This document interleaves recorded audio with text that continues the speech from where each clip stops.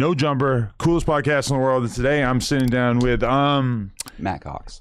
No, I know Matthew Cox, but I'm wondering, does it come off the wrong way if I were to describe you as a legendary scammer? I like it. I'm good with that. I'm good with scumbag. I'm good with con man. Really? So you still own that? Yeah, you know, it's funny. The first time I saw an article where they called me a con man, I was offended. Really? You know, because I was still kind of, I thought of myself as a legitimate person that was doing a little something gray. But you know, as time goes on, you go to prison and you start reading or writing your story and looking at your story, and you start to realize, like, oh yeah, no, you're a con man, bro. Like, what are you doing? I was fooling myself. Right. And before we get into the gist of your story, I just want to point out that when I was watching you tell the story of your life, it just felt like I was watching an alternate reality version of how my life could have gone. Because the type of person that I am is that every single job I ever had as a kid, I always found a way to pull off some sort of scam, but they were all very low level, you know. Yeah. And when I'm watching yours, and I even worked as a mortgage salesman on the phone for a couple of days, which didn't really go too far. I was 18. I don't think I actually really understood what a mortgage was, but it just really struck me as holy shit, everything that you did along the way, I would have justified it to myself in the exact same way that you did. And I don't think people realize that a lot of people who take on lives of crime, you find little ways to cut corners that ultimately amount to very, very serious federal crimes, but it's not like you in your head decided that you were going to go down that path. It just sort of came together as you slowly found little cheat codes along the way. Yeah. Yeah, it's a slippery slope. It starts with something very, minor, yeah, and then it keeps getting, and you get away with it, and you become emboldened by it, and then you start getting brazen, and then those little frauds get larger and larger and larger until you're just everything. It's just an all-out scam that you're running. Yeah, I mean, in my case, I don't know other people, but in my case, it just became this massive scam, and by the time the cops or the FBI had indicted me or charged me and I'd lost my license, I was like, okay, well then this is what it is. You're a fraudster and you're going to commit fraud, and now you might as well, the gloves are off. You might as well go all in. Definitely. And we'll get right into the whole story and everything, but I'm just curious about the fact that you don't seem like you reject the label of scammer. How do you make sense of it in your current life, and what are your thoughts on lying and cheating at this point? I mean, at this point, I'm extremely honest. I don't, if anybody looks at my story, I'll tell the honesty, even to my own detriment. Everything. I'm not concerned about it at all. I'm especially not concerned after going to prison for as long as I am, and honestly, I'm on definitely pretty high on the sociopath scale, so it doesn't affect me. And when I always hear people say, "Oh, I don't care what other people think," but they really do care what other people think. And the truth is I just don't. I don't care what you think. I'm gonna tell you what's going on in my head. I'm gonna be honest about it, and you're gonna be accepting of it, or you're not going to. And if you're not, then I don't need you in my life. And if you're good with it, well, then great. We can have a relationship and we'll be cool. They probably didn't use this language when you were young, but do you feel like you would qualify as autistic in modern terms? No, I mean, only because I'm very good with people. Okay. I have several buddies that are definitely on the spectrum. And even though once they get to know you, you get used to them, but then I'll notice 3 people will walk over and we'll start talking, and I realize immediately how he's behaving. And other people will say, "Wow, your buddy, he's something's off." I'm like, "Yeah, you're right, but he doesn't know you." Well, that shouldn't matter. That shouldn't matter. Right. I can immediately walk into a room, shake everybody's hand, be extremely, charismatic, gregarious, inviting to everyone. Right. So, So when you say you identify the sociopathic side of you, what are the characteristics that make you come to that conclusion? Just that I have a lack of empathy for other people, and that I'm typically not concerned about my actions and how they affect other people. I mean, I'm concerned about getting what I want out of this situation. Luckily, for the most part, I have focused on financial crime. So I never went out of my way to try and harm someone, right? Like if somebody wants to give me money, and I've had multiple people try and give me money to invest, I'm like, yeah, I'm good. Because I'm thinking this is an individual. He's going to lose all of his money.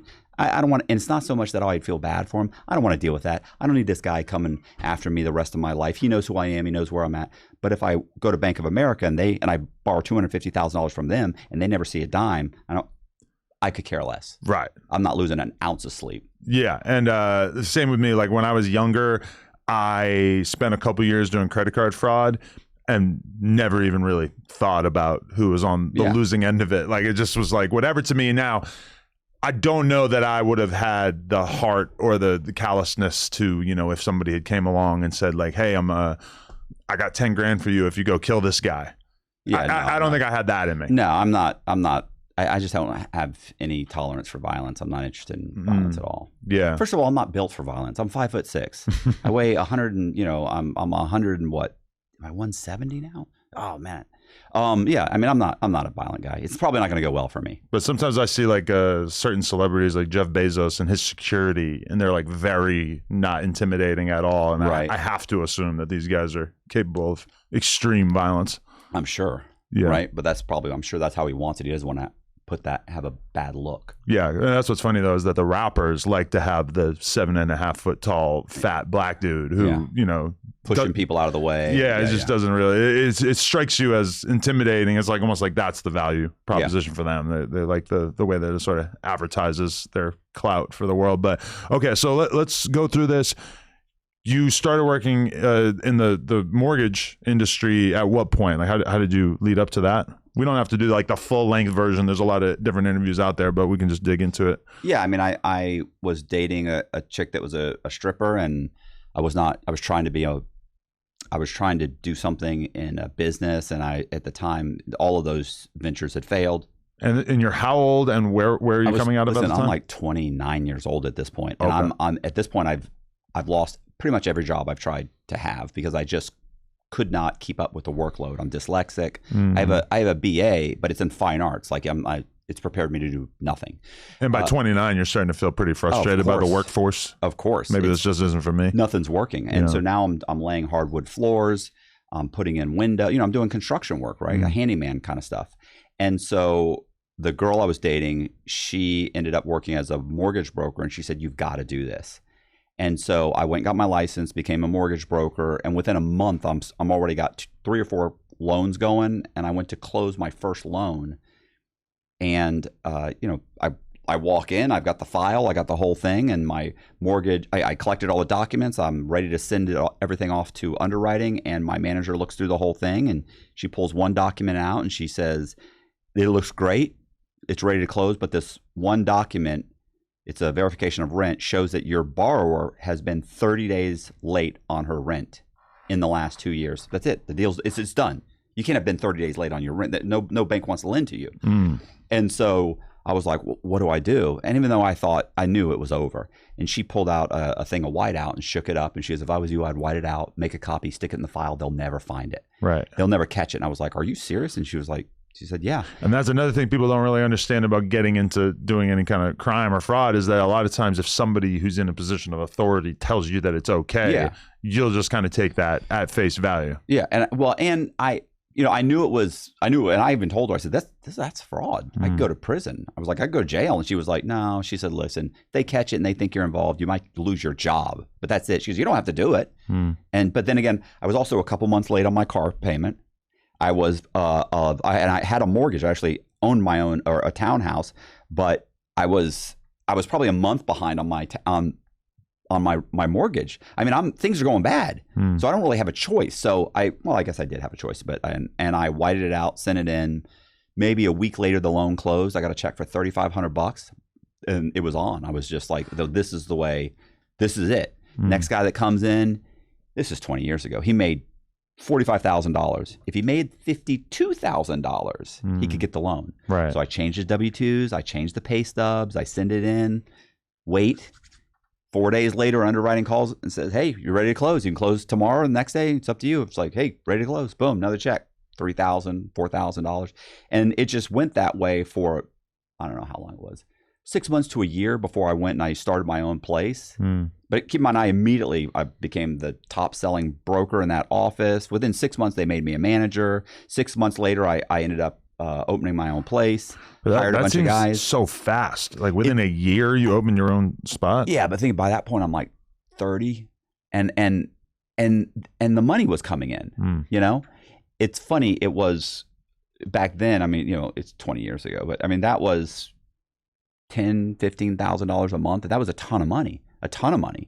And in Florida, so I open my own place. I hire a bunch of guys. Almost none of them have any experience. I mean, these guys are like, you know, one guy was like doing pest spraying, you know, spraying houses, and another guy was a used car salesman. And so they come in, I kind of train them. I make them go get their license. Like we were all licensed, get their license. And before you know it, they're closing loans. And within 3 or 4 months, we're running a mill. We're doing several million, $2-3 million a month in bad loans. And this is back when houses in Florida were 100 grand, 150, and you could buy shitty houses for 50 grand, 60 grand. And when you're training these guys, are you just normalizing things and just saying like, hey, this is what you do if you need to increase their income, you just white this out and you add this information in? Most of that stuff I did. So I would explain like, look, you know, you can do this and this, you know, or you could send it to the lender like this and they're going to say no. Or if you want, you can do this. And, you know, I tell them and they say, well, how do I do that? I say, well, come to me. I'll make the W-2s. I'll make pay stubs. And a lot of these guys would start doing it themselves. But initially I was doing stuff for them. But before long, you realize like he doesn't even ask anymore. He's making his own W-2s. And then, of course, we would get like back then, what was it? QuickBooks. I think we got QuickBooks so you could make W-2s and pay stuff. So we started getting the software that allowed us to do that sort of thing. And so we could alter these documents, and then it becomes, you know, I turned it into verifying people's employment, right? So I started buying shell companies. Back then, I don't know if you can still do it. You could go on sunbiz.com, and if a company had been around for a few years, and then let's say they stop paying their yearly fee to be a corporation, they become inactive. Well, after 3 years of inactivity, you could buy that corporation. So I could go pay the fees, buy the corporation, and I'm buying a corporation that is 10 years old.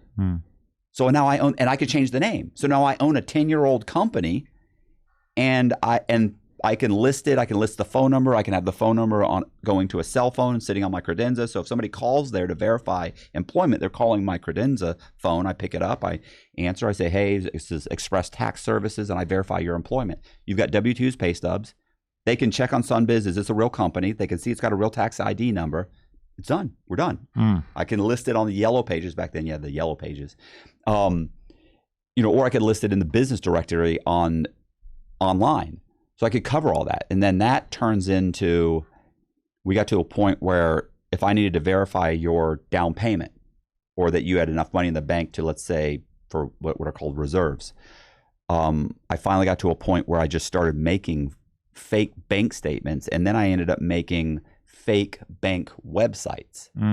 So now I can have fake bank statements. I can send those to the lender. And if they call the bank to verify it, well, one, they can go online. They can look at, there's a website. They can check out the website. They know it's a real bank. Because I remember the first one I did was Southern Exchange Bank of Clarksville. And nobody had ever heard of it, right? I did Bank of Ybor. Like, these aren't real banks. So if they thought, I've never heard of this, and they go online, it's got a real website. You can go through it. Tells all about the bank. Now, you can't verify it on the bank or the bank statements online, but you can look and see it's a real bank. And then if they call, then I pick up the phone. I put them on hold. I tell them, hold on, let me check, let me do this. I can verify this for you. Sure, hold on. You ask for a couple verification questions, and that's it. I can verify the bank statements to a bank that they don't even have the money. Right. There's no money. So, at what point along the way, though, like, was there a tipping point from your perspective in which you entered into a situation in which you like knew that this was going to end poorly? Because at a certain point, like, the you know, whiting things out on the documents feels like you could conceivably think like, okay, I'm never going to get caught doing this, so it's not that big a deal. But at a certain point when you're creating these fake banks and everything, you have to assume that somebody's going to come along at some point, right? Well, what had happened was there were times when we would get caught. So typically what would happen is a broker is doing this. At this point, I own the mortgage company, so I'm not really closing loans. I own the mortgage company. You're closing it. You're a broker. You're closing the loan. So we would get, let's say I'd get a phone call from, and this happened one time. I had a bunch of, they were canceled checks, right? This is back when people wrote checks. So you have canceled checks, and they have the numbers on the back of them when they go through the check machine or the system at the bank, and it puts a bunch of numbers on the back, and it says that it's canceled, and it's got all these kind of little stamps and stuff. And so I made a bunch of them for different banks, and all you had to do as a broker was fill out the check and then put your borrower's name and date of name and address on the check. Make a copy, send it in. So they now, a canceled check, there's no better proof of payment, right? So you've been paying $900 a month for your rent. Here's 24 months canceled checks. That's proof of rent for 2 years. So this guy had been doing that. Most of the guys had done this at least once or twice a month. And one day I get a phone call from a bank, and they say, listen, we have an issue. We caught, it's like $1 million in bad loans that this one broker had done. Keep in mind, I'm the one who made the checks. But they're not calling me. They're saying, there's a problem. This broker, this is what he did. And I'm saying, you mean a rogue broker? Like I don't know anything about this. Sounds like one of my brokers did something wrong. Or maybe one of their, I said, maybe it was given to them by the borrower. You see, there's plenty of people I can shift blame. Now, unfortunately, this guy had like maybe 6 or 7 loans that this had happened with. And so they already knew it. And they'd already pulled a bunch of other loans from that broker. He'd been using the same checks over and over again. So an underwriter caught it. So now it's really, they've sold $1 million already to Household Bank, and they have $1 million. So I got the feeling they were trying to tell me like, hey, you have to buy these loans back. And I went, listen, if that's the case, I said, I don't have the money. Like I can't cut you a check for $2 million. And they were like, no. Listen, we just want to let you know this is what's going on. You need to take care of this broker. You need to figure out what you're going to do with him. If he works there, we're not going to do any more business with you. We're going to go ahead and sell these to Household Bank. And if any of them come back on us, we want to let you know at that time we're going to expect that you're going to help us get rid of them, right? And I went, absolutely, of course. I mean, what am I going to say? No, you should call the FBI. Of course I say, of course. And so that was it. So think about it. They know they've already sold $1 million in bad loans. They're okay with that. They know they have $1 million in bad loans. They're going to sell them those too. They're perfectly okay. And that's what happens is that I would get caught, and the banks would cover for it. If I gave them a reasonable explanation, they would cover. They would say, okay, well, is there any way? And sometimes they'd ask me can you just pay us back? And I go, well, how about I refinance that house and get you your money back? Yeah. And then I'd refinance the house and get them their money back. Sometimes they'd even take less money than we owed them. They'd take a short pay. Right. Because they just wanted it gone. They didn't want to call the FBI. They don't want to call the FBI. Right. So you start feeling invincible, right? Like the few times that I was caught, I got out of it. And I could always, if they called up and said, hey, listen, there's fake W-2s and pay stubs in this loan package.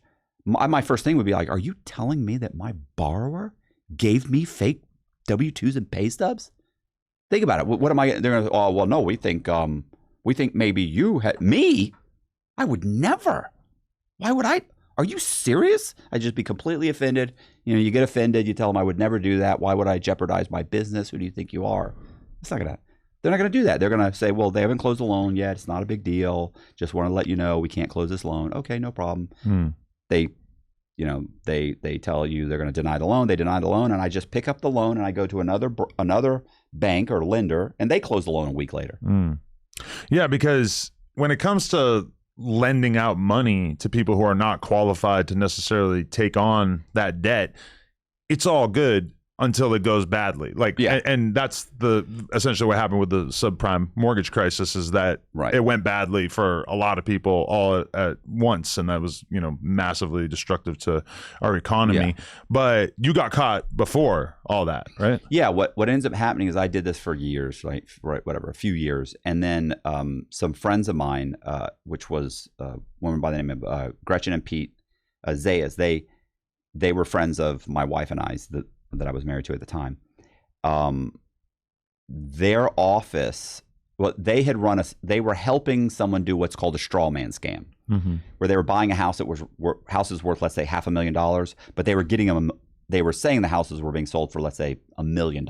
So the bank's lending them, let's say, $900,000. So they're taking the $400,000, and these guys are running away with it. They're using a straw man, a fake person, to get these loans.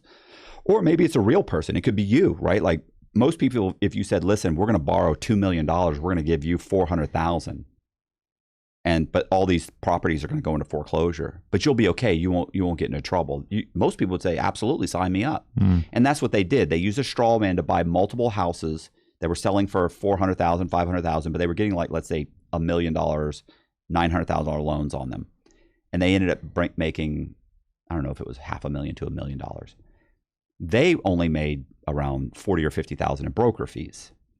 But when the FBI came in and arrested them, they immediately cooperated against me. And they didn't really have anybody to throw under the bus because they were doing all the fraud themselves. But they said, hey, we know a guy that owns a mortgage company, and they're doing a bunch of fraud.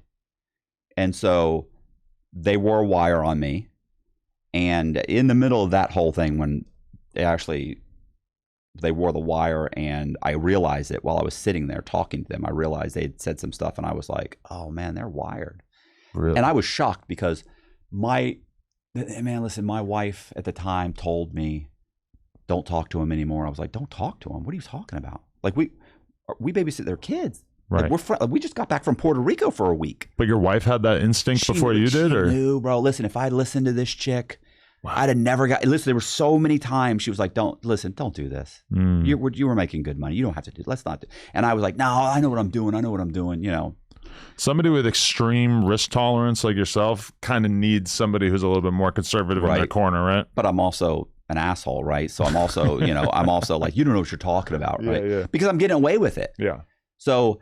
And you haven't yet found a situation that you can't get yourself out of. Which only emboldened me. Right. It just made me think I was, I listen, and I'm arrogant and narcissistic and just think I can do anything at this point. And everything's working. And like I said, when it's not working, doesn't matter. I can get myself out of it. So, but yeah, in the middle of this conversation I had with them, I realized that they had a wire. And I even said, wow, I was like, I hope you're going to get something for this. And Gretchen starts crying, and she said, Matt, I'm sorry. She said, I don't have to go to jail. She says, I have a kid. I said, I don't have a kid. I said, all right, listen, I said, tell the FBI agent to call me, tell him not to come in my office. Because I knew when they went to her office, everybody quit.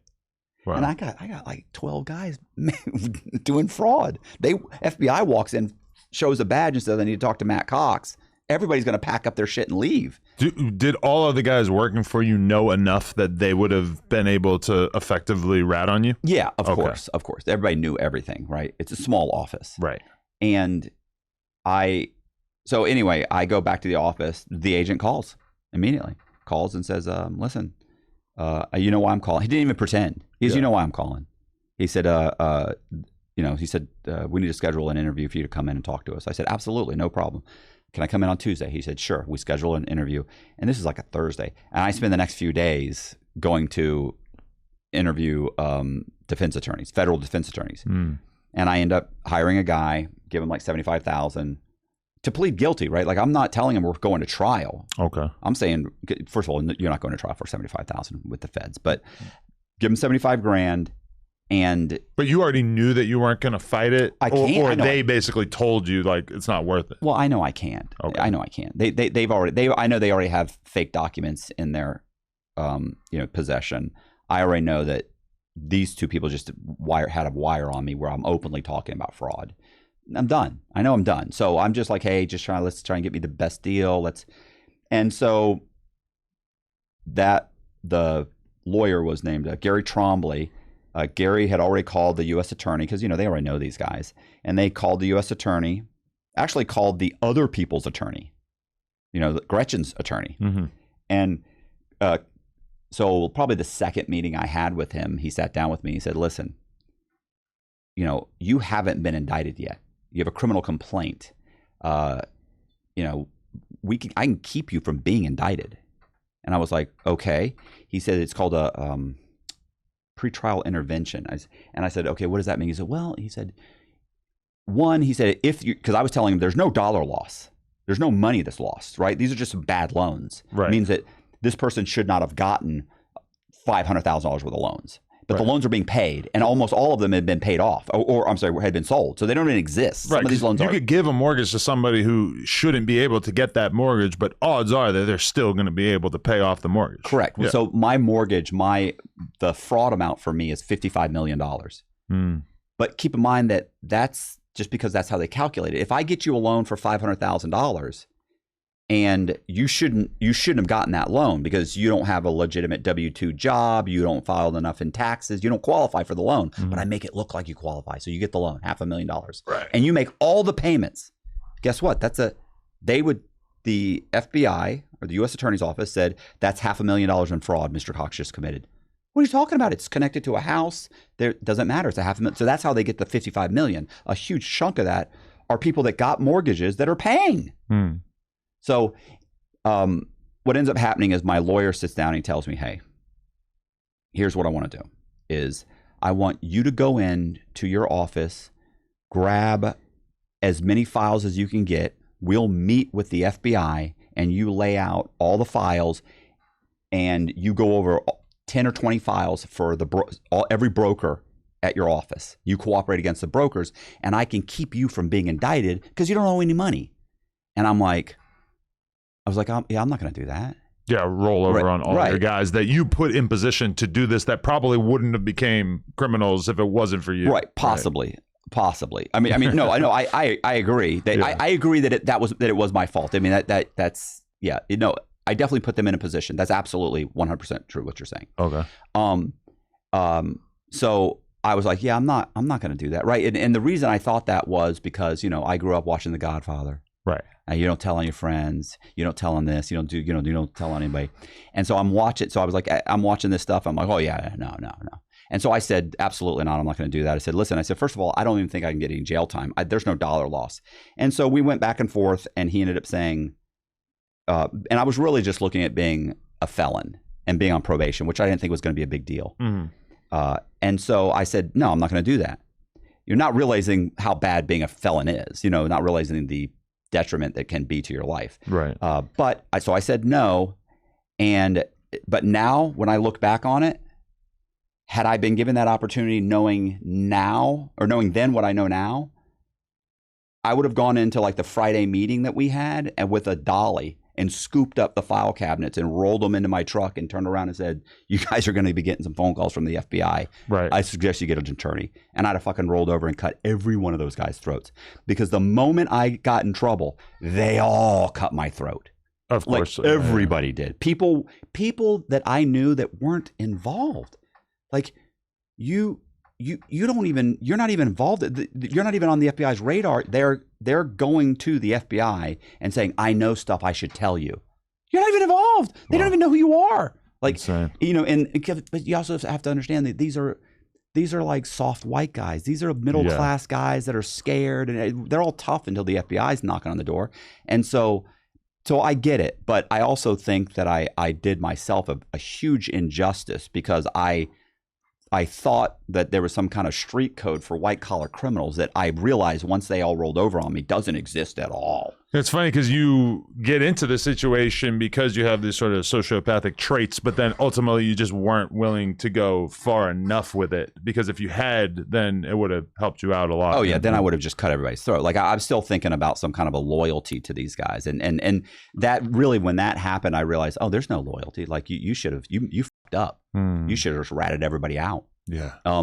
So I end up becoming a felon, and one of the things that I got 3 years probation, and I can't own the mortgage company anymore. Keep in mind, all of these guys still work there. Like I become a felon, and all these guys are still working there. Like they don't quit. For you.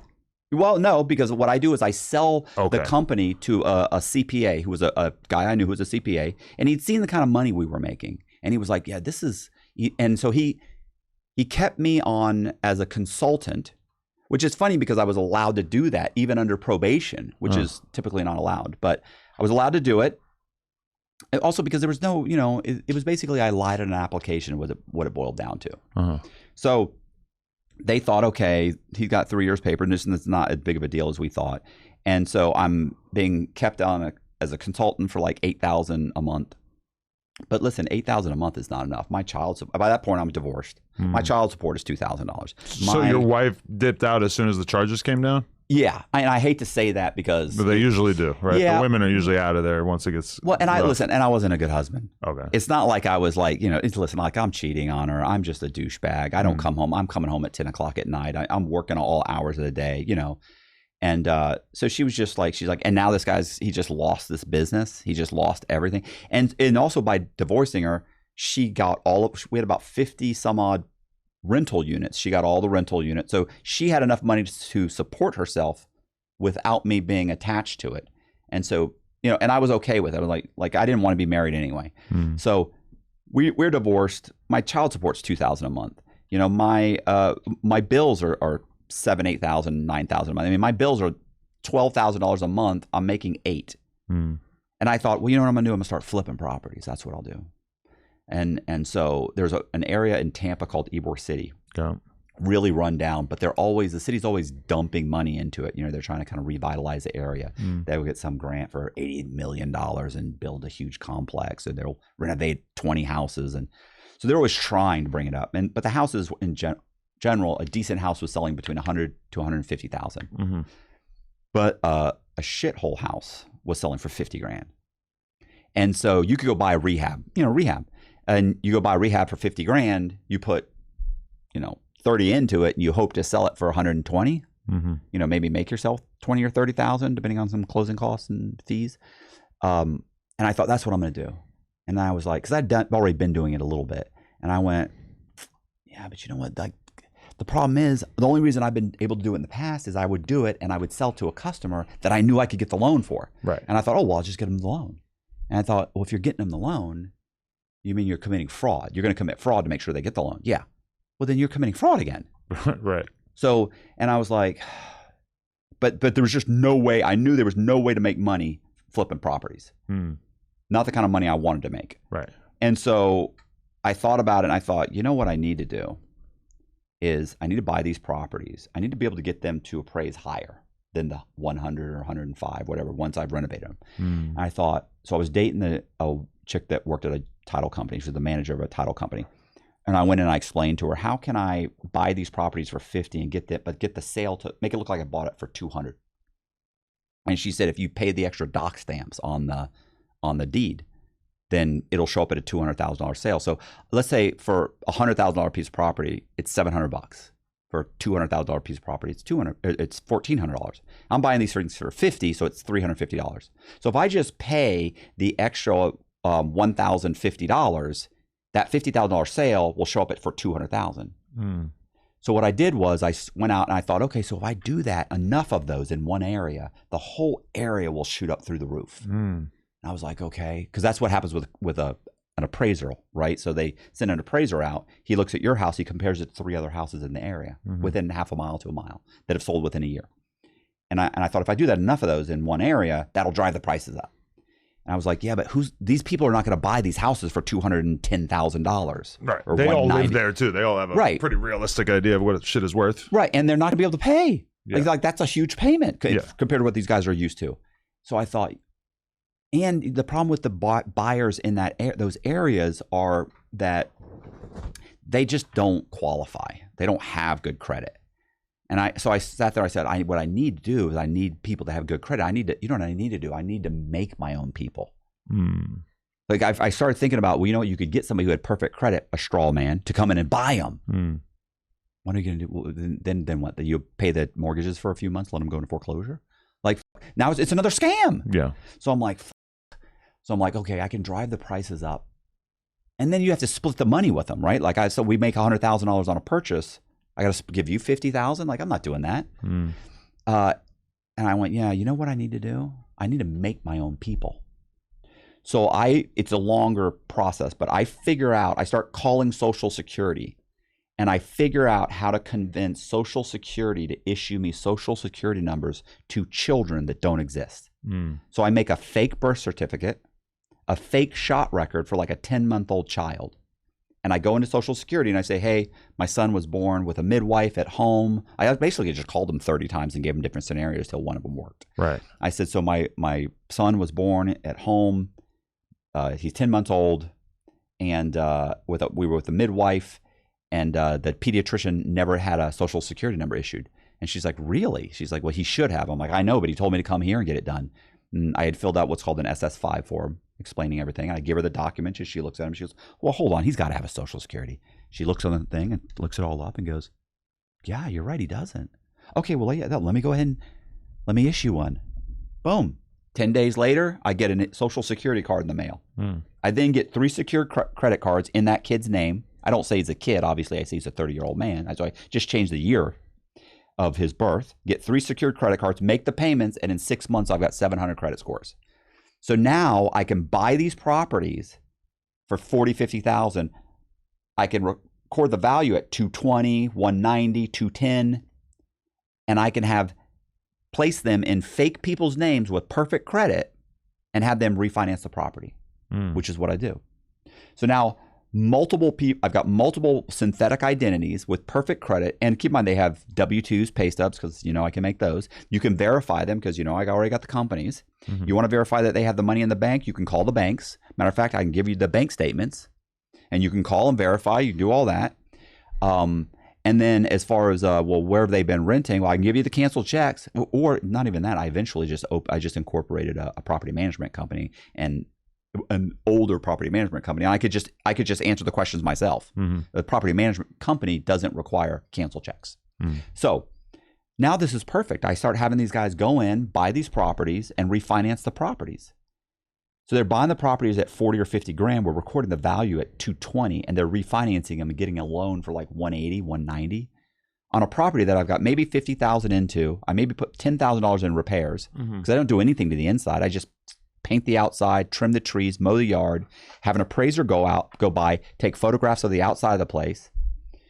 Initially what I was doing was I was just twisting the appraiser's arms and saying, bro, you need to say there's no deferred maintenance, that the property's in great shape. And they would, they'd hem and haw, and I, bro, come on, man, I'm closing. And keep in mind, I'm still using the mortgage company that I used to own. I'm like, bro, what do you make $5,000-$6,000 a month off of us?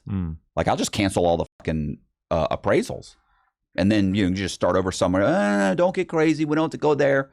And so initially they did it, but then that got to be a pain in the ass. And so what I did was I eventually ordered the software myself, and I'd still have them come out and do the appraisal and get all the numbers. And then I take their numbers and I put it all in, and I just get rid of the deferred maintenance. So I could make the appraisal. I could make the whole package and send it in. I'd send it in. We go to the closing.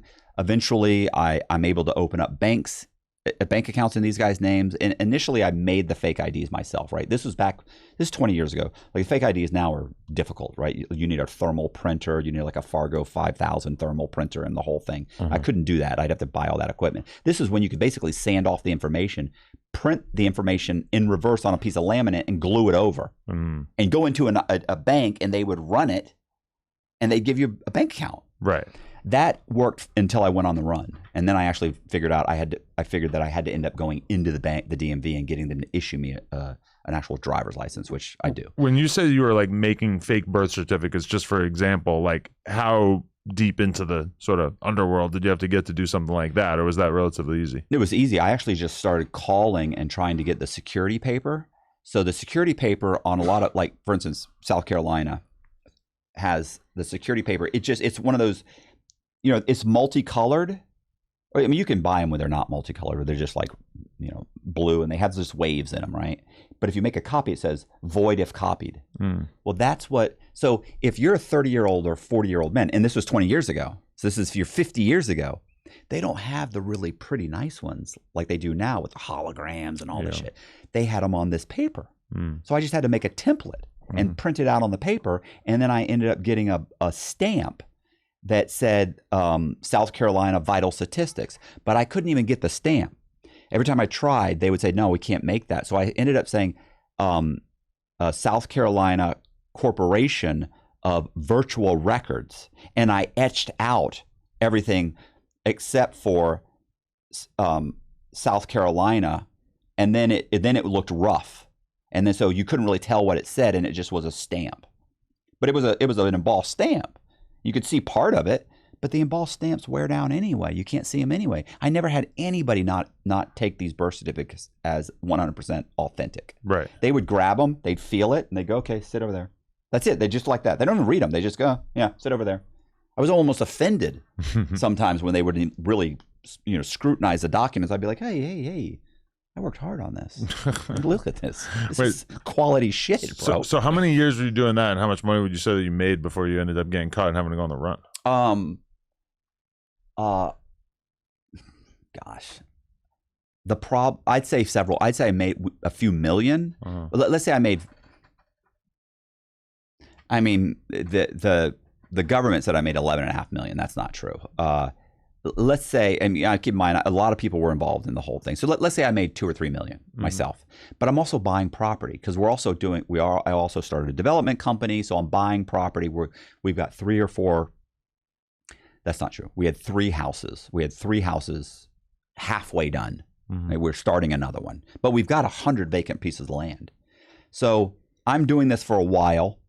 Let's say 18 months to 2 years. I borrow 11.5 million. I'm making whatever. Let's say I've made 2 or 3 million, but I've dumped it back into real estate.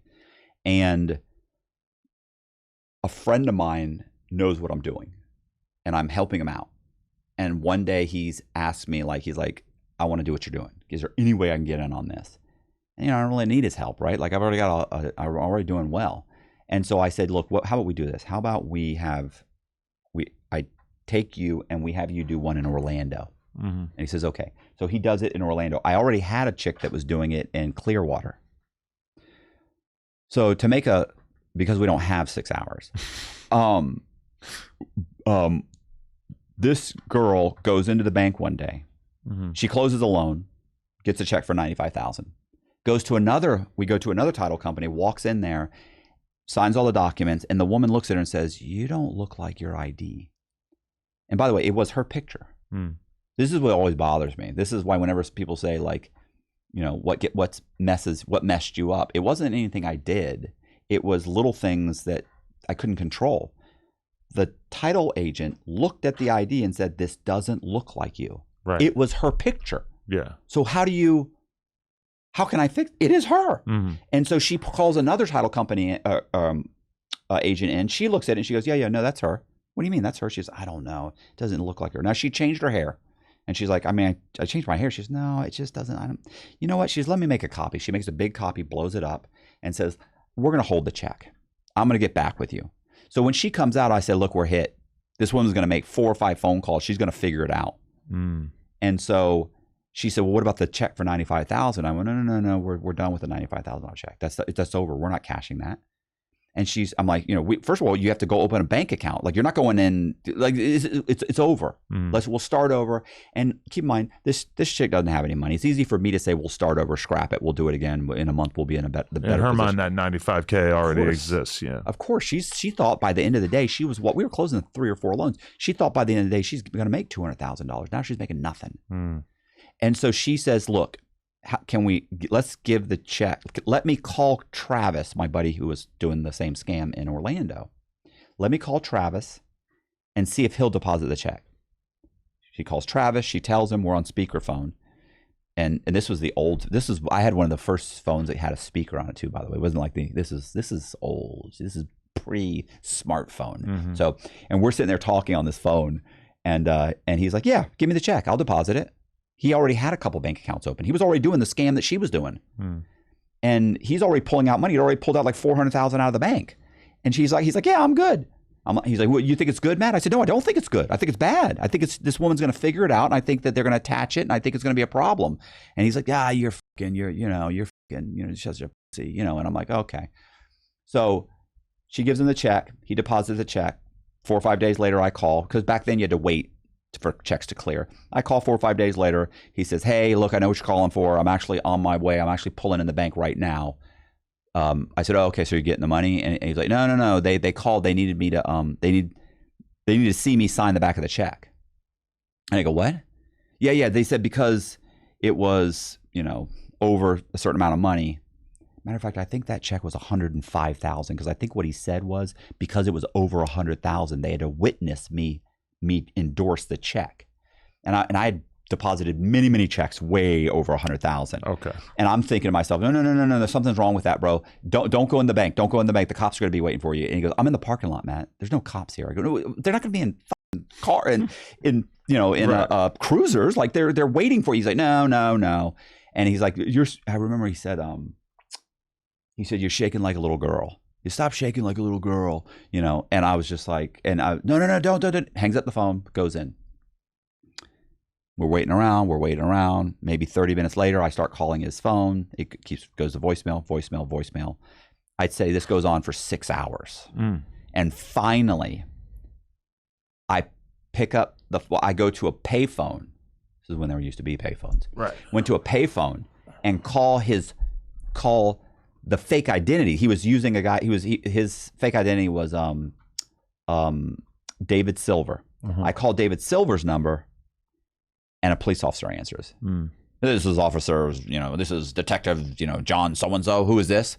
And I was like, this is Lee Black. And he goes, and I said, hey, can I talk to David Silver? And he said, no, who is this again? And I'm like, I just hung up the phone. I realized, what am I doing? Right. Hang up the phone.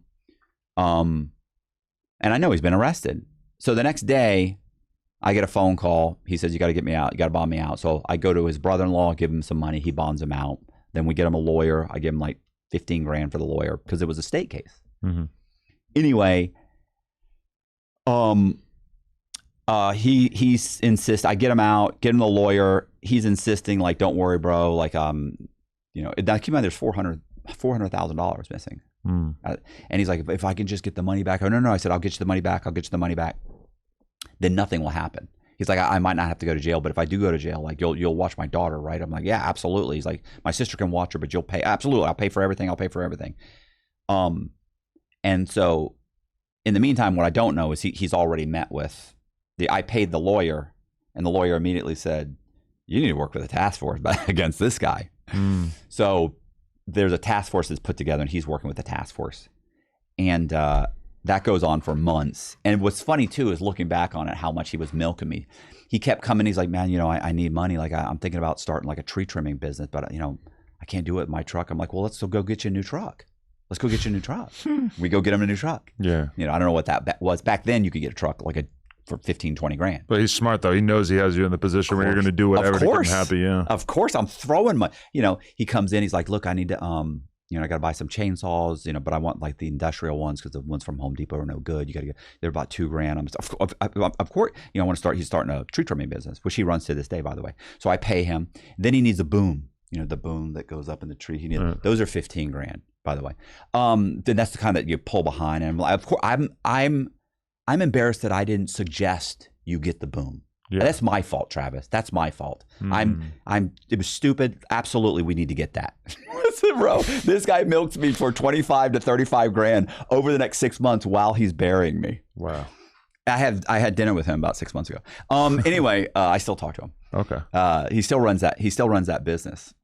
It's just all old school shit at this point. No. He turned it into something. He really turned it into something. Oh, okay. Yeah. No, he didn't. The stuff I just got him started. Now he's just got like 20 guys working for him, hired laborers, and just drives around and does quotes all day. Got it. So that goes on for, like I said, 4, 5, 6 months. And then I'm still running my scam because I don't know anything's going on. And then one day I have a buddy who was a sheriff's deputy, and Steve Sutton. And I'm saying this because I know in the comments people will be like, this dude's just throwing names out there, right? You ever get that? No, a little bit, yeah. Anyway, but Steve Sutton didn't get in any trouble. But Steve Sutton comes to me. This is 20 years ago. I'd love to find Steve. Anyway, Steve wore overalls. He'd wear like a wife beater and overalls. There's not a lot of people wear overalls, bro. Right. I'll bet you he wears them to this day. So, and he's a good old boy, sheriff. And I had done a bunch of loans for him and his wife, maybe about $1 million worth of bad loans, right? Where they'd bought like a bunch of investment properties. And he had divorced his wife and he was buying additional properties. But these are properties like I'm getting him the loan and we're getting him cash back. And he's fixing up the houses with it, right? But it's still an illegal loan. And because by this point, the FDLE have already served subpoenas on a bunch of the title companies on loans that I was a part of. His name has come up. Mm-hmm. So one day, a woman, so he comes to me one day at like 4 o'clock and he says, "Hey, Matt, can I talk to you?" And he's in his uniform. I'm like, "Yeah, what's up?" And he says, "Listen," he said, "I used to date a chick that works for the Tampa Police Department." I said, "Okay." He said, "She recently was on a task force." I said, "All right." He said, "They handed the task force over to the FBI yesterday. And she came to my house this morning because she said that my name had come up." And I went, "Really?" And now I'm a little worried. And he goes, "Yeah." And I said, "Well, what was the task force about?" He goes, "It's on you." I went, "What?" He said, "Do you know somebody that got arrested in Orlando?" And I went, "Yeah." And he said, "Well, that person has been cooperating, wearing a wire. They've dug through all your stuff. My name came up because some of the properties, you've been helping me, and my name come up on some of these files." He's like, and so basically they handed over all their findings to the FBI, and they're going to come arrest you in a few days. And I mean, I'm like, fuck. I'm already on federal probation. So I sat there and I was like, okay. And I remember he said, "What should I do?" And I was like, "What do you mean?" He goes, "Well, they've got my name." I said, No. I said, "You're a deputy. You tell them you came to me to get the loan. I set up the loan. You showed up. You signed the pay. You gave me your document. You don't know what I sent the lender. You were going to get $40,000 back on this loan and $60,000 on this one, and you did, and that was all construction money, and you've been using it for construction. You're not a broker. You don't know how it works. That seems legal, legitimate to you." He's like, okay. And so I tell him all that, and he's fine. And so I end up, he's like, "Well, what are you going to do?" And I said, "Oh, I'm leaving. Like, I can't go to prison. I'm a soft white guy. Like, there's no fucking way I'm going to do well. I've seen Shawshank Redemption, and that guy was like 6'4". Like, I'm not going to do well in prison." Right.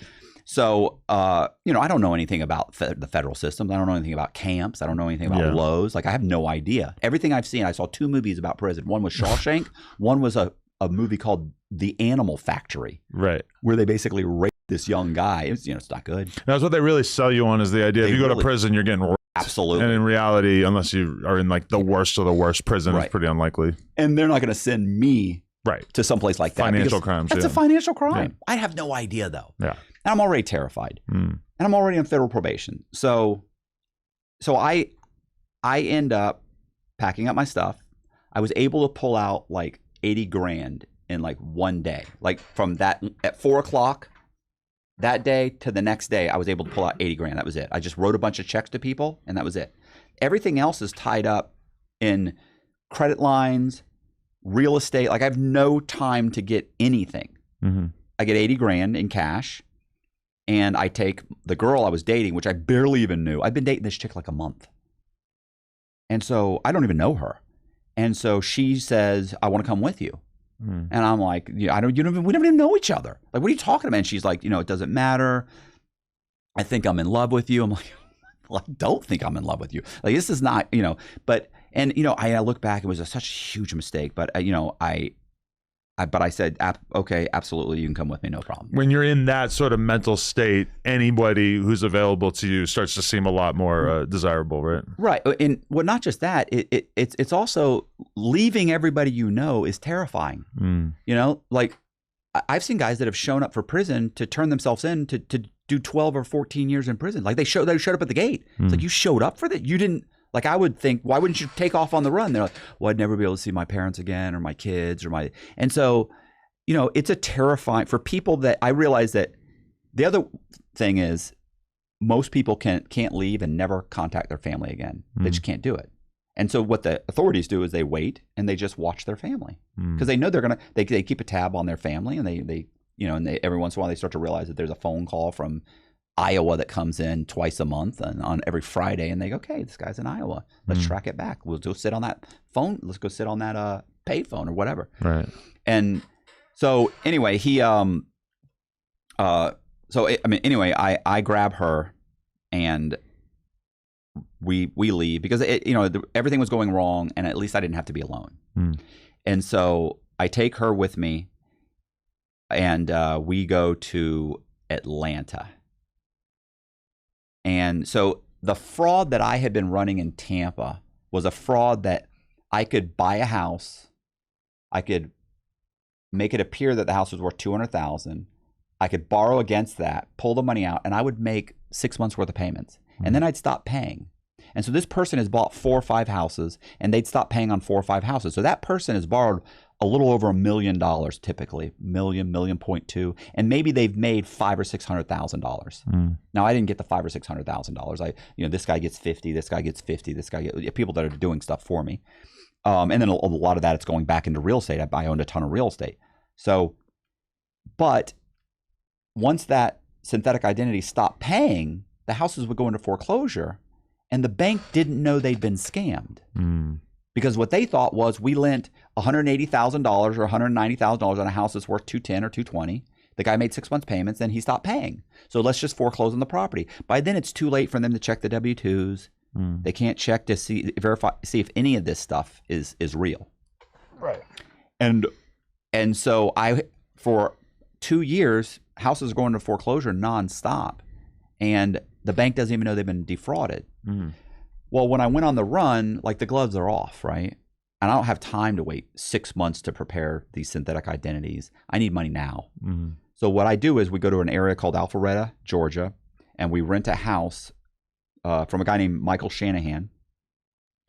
It's a house worth $200,000. And I make a fake ID saying my name is Michael Shanahan. So I get a fake social security number in his name issued by the Social Security Administration, and I start a little credit profile on him. It's not his social security number. It's not his date of birth. It's not really even his full name. His full name was like Michael Shane Shanahan, and mine was like Michael Sean Shanahan, whatever. So I start getting a couple credit cards in, but I won't be able to get credit scores for 6 months. But I at least if you pulled the credit, there's something there. Right. That verifies like where I work, that sort of thing. Because when I apply for the credit cards, of course, I say I work at whatever institution I said I worked at. And then what I do is I go downtown and I pull the title to his house. And when I pull the title to his house, I see that he's got 3 mortgages on there. He's got a first mortgage, a second mortgage, and a HELOC, a home equity line of credit. I create 3 different satisfaction of mortgages. So when you pay off the mortgage to your house, to Bank of America mails a one-page document. It's called the satisfaction of mortgage to public records. It's notarized. It's got the information that's on the original mortgage, and it says that you have paid off, says Adam paid off this mortgage. It's satisfied. They record that document, and guess what? Your mortgage disappears. So now you don't owe anything. So I did that 3 different times with 3 different Bank of America because each one looked a little different. And so I sent those, or I went in and handed it to them, actually. They recorded them. All those mortgages were satisfied. So now I'm living in a house worth $200,000 that is bought 10 years ago as Michael Shanahan. I then turn around. So I have no mortgages on the house. It's free and clear. I then call 3 hard money lenders, guys that just lend you money based on the equity in your property. I call 3 of them. Each one of them shows up one shows up at like 9 in the morning, one shows up at 1, one shows up at 4. They all walk around the house. They go, yeah, I'll lend you $150,000 on this. I go, okay. I then schedule 3 different title companies, or 3 different closings with 3 different title companies, and we close those loans. Wow. Now, they don't care if I have a job. Now, I do tell them I have a job. I have W-2s, pay stubs, but they don't really care about that. They're only lending $150,000. And then they charge huge fees, and I end up closing those loans. So I end up making a profit of roughly $400,000. So we close all at the same time. 400. So there's 3 mortgages, about $450 roughly after closing costs, everything. Let's say it's about $400,000. Take that money, I deposit it into multiple banks, and I start pulling the money out of the bank. So now I've got money. Yeah. In this particular case, I was pulling out $8,000, $7,000, $6,000 out of many, many different bank accounts. I only had a problem one time towards the very end. I got frustrated. And I went to cash a check for $29,000. And when I cashed that check, I cashed the check in the name. I had a fake, well, it was a real ID. By this point, I'm actually going into the DMV and getting the DMV to issue me real driver's licenses, real IDs. And I had a driver's license in the name of a guy named Scott Cugno. And so I had gotten a cashier's check issued to him from the title company, from the closing. And so I go into the bank and I go to cash this check for $29,000.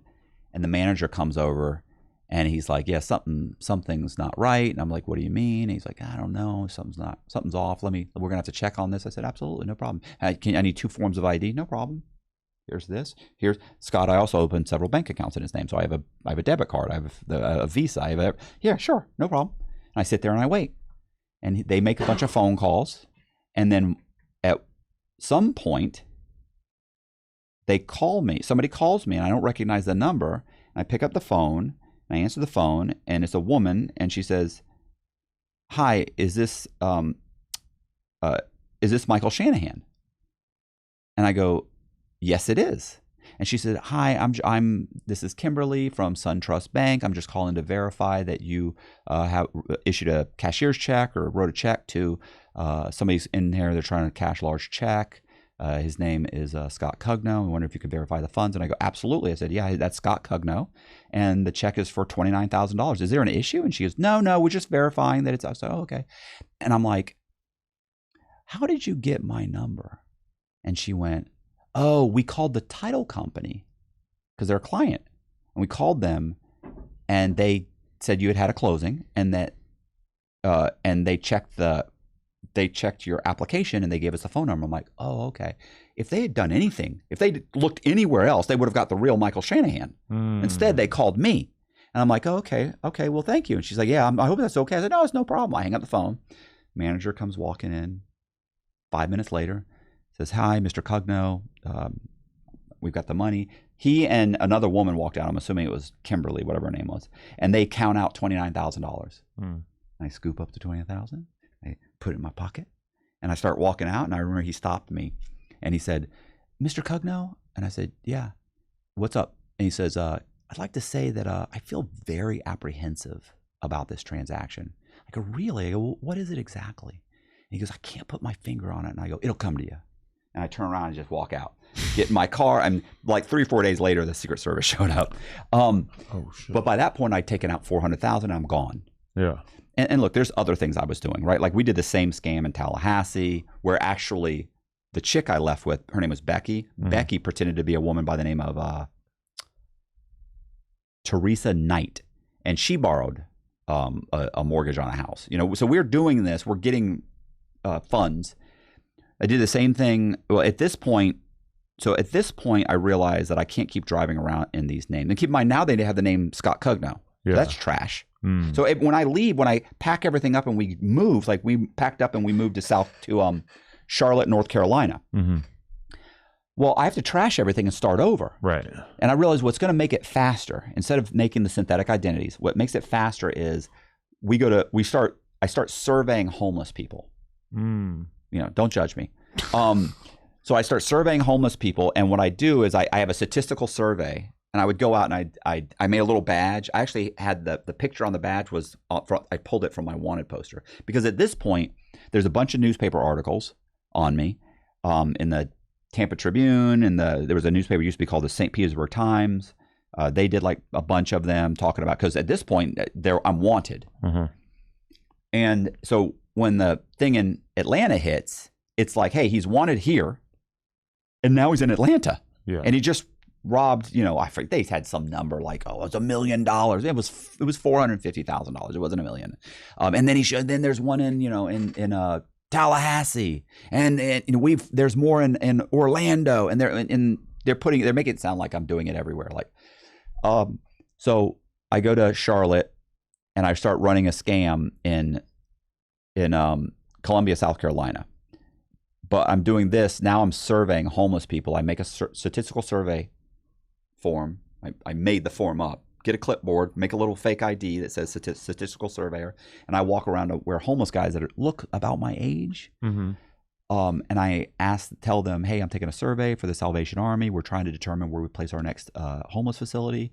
And would you mind taking a survey? They go, oh, I'm not interested. I go, well, it pays $20 cash right now. You're going to give me $20 cash right now. Yeah, right now. It'll take 5 minutes, bro. And they go, yeah, what do you need? And I go, no, I'll fill it out. And I just ask them the questions: name, date of birth, social security number, mother's maiden name, all the things you should never give anybody. And they just readily give me everything. And, were you ever in the military? Have you ever had, what states have you had identification in? Have you ever had a U.S. passport? Everything. So I would then go order all of their documents. I'd order their their high school transcripts. I'd order their birth certificate, their social security card. I would register to vote in their name. And I'd go to a state where they had never had an ID, and I would register to vote in that state, or even make a fake lease. And I'd go into the DMV and I'd get them to issue me a driver's license in their name. And then I'd turn around and I'd get a passport. So I was able to travel, right? So, while on the run, I've been to Jamaica, Bermuda, Mexico, Croatia, Greece. We went to Italy. I mean, so I'm traveling on fake passports. And what would be the smartest move for you in retrospect to have done at this point, to just go to some foreign country and set up shop and just never come back to America? Yeah, but you have to understand that there had not been a time when I hadn't been able to talk my way out of something. Right. And I give you an example. Like I'm just driving a car. I'm driving. First of all, if your driver's license doesn't matter because you're dumping it in 6 months or 3 months, you'll drive like a maniac. I'm driving 95 miles an hour. This is back when like the speed limit's 55 or 65. I'm driving 90. But that is the kind of thing you should avoid if you just don't want to get pulled over in general, right? But if I get pulled over, listen, this one guy got so many tickets in his name, I ended up having to go to traffic school so he didn't lose his license. I mean, I got like 2 cars and an apartment in his name, so I can't lose his I don't want to lose his license. Yeah. But I mean, yeah, so I'm getting pulled over, but I'm not getting pulled over with like a dead body in the trunk and a broken taillight. You pull me over, my name is, let's say Walter Holcomb. The car's Walter Holcomb, the full coverage insurance, Walter Holcomb. Everything's perfectly fine. Everything's legit. Everything's paid for. Yeah. So it's not like, hey, you got a suspended license. Absolutely, I do not. I just got the license 3 months ago, and I'm the only one. Walter Holcomb lives under a bridge. He didn't even have a license. Right. And I know it's good because I ran a copy of his driver's license report. And I even got some guys that would have issues, and I'd fix the issues. So they owed $400. I'll pay the $400. So anyway, so while I'm in Charlotte, and this is how brazen it was. While I'm in Charlotte, I end up going to Columbia, South Carolina, as a guy named Gary Sullivan, which was a homeless guy that I had an ID in his name. I buy 2 houses. I borrow 1.3 million or 4 million. 1.3 million? I think it's 1.3 million on these houses, multiple mortgages. I'm going in the bank, cashing the checks, or pulling out cash, and I have 10 bank accounts. I go in the bank, one of the banks, and what had happened was I had borrowed one of the mortgage companies. It's a little complicated, but basically they had sent an abstractor to public records to check public records because I was going to borrow money against that property. But they did it after everybody else did. So by the time I was closing loans, their abstractor showed up and saw that there were other mortgages showing up and realized this is a fraud. So they called Wachovia. They called a bunch of banks, but Wachovia was one of them. And I went into Wachovia Bank, and I'm getting a check for nothing, $4 or $5 grand. And the girl sees me, and she says, "Hold on a second." She walks in the back, but it was a new account, and that was a normal thing. If you asked for more than $4 grand, they had to call it in. They always did this. So I asked for like $6 grand, $5 grand, whatever. She goes in the back, and I'm waiting, and all of a sudden, 2 deputies walk in, and they grab me from behind and put cuffs on me. And they say, "Hey, you're not under arrest. We're just detaining you until the detective gets here." So they walk me into the manager's office, and I sit down. I go, "What's going on?" They said, "We don't know. We were just told to detain you." I said, "Okay." So the detective shows up. He walks in, and I remember thinking, I didn't know much about law enforcement, right? So I remember just thinking it was like, I knew this at this point, the Secret Service and the FBI were looking for me. And so I thought it was like an FBI agent. But the guy walks in, he says, "Hey, I'm a detective with the Financial Crimes Division from whatever the name of the county is, that county, like Richland County." And he shows me his badge, and he says, "I want to let you know you're being detained because there's been a complaint file, blah, blah, blah." And I'm like, "Okay." He said, "But he's calling me Gary Sullivan." So I'm realizing he doesn't have any idea who I am. And I said, "Well, what's the issue?" And he goes, "Well, the issue is that they say you borrowed 3 mortgages on one of the pieces of property that you own." I actually had like 6 mortgages. So they only found 3, because keep in mind, they mail them in. It takes several days to get there. First of all, you close. It takes them a few days to prepare the documents, to mail them in. It gets mailed in. Then it sits on somebody's desk so it could be weeks before it shows up. So 3 showed up. And I looked at him and I went, "Is that illegal?" And he goes, I don't know. I don't know. And I remember thinking, I'm walking out of here. So what ends up happening is he and I talk. We get on the phone with the head of Wachovia's fraud department, and they are telling him, the guy is telling him, this guy's running a scam. Mm-hmm. Arrest him. He's saying, I don't know if he is running a scam. My story was, I went into Wachovia. I told them I needed to get a mortgage because I needed to borrow $300,000-$400,000 because I was going to start flipping properties. And he said, that's right, you own another piece of property. I said, right, I'm rehabbing that property. He was okay. So I said, but I'm going to borrow a bunch of them, right? And I said, so I'm going to do a bunch of them, so I need to get $300,000. They said they could do it. I said, so the one loan officer at Wachovia said, I can get you a first mortgage for $190. I've got a friend that works over at SunTrust. She can get you a second mortgage for $150, $180. And then I have another friend that can get you a HELOC. I was like, okay, cool. And I looked at him and he goes, did you think that was strange? I go, is it? And he goes, yeah, I don't know. I don't know. He doesn't know. Yeah. And back then, they don't now because of the Dodd-Frank Act, but back then you could get a first mortgage, a second mortgage, and a HELOC. Lots of people had them. Mm. And so I explained that. Well, guy on Wachovia is screaming they're all first mortgages, but nowhere on a mortgage does it say it's a first, second, or third mortgage, because what determines the placement of the mortgage, it's the placement that determines if it's a first, second, or third.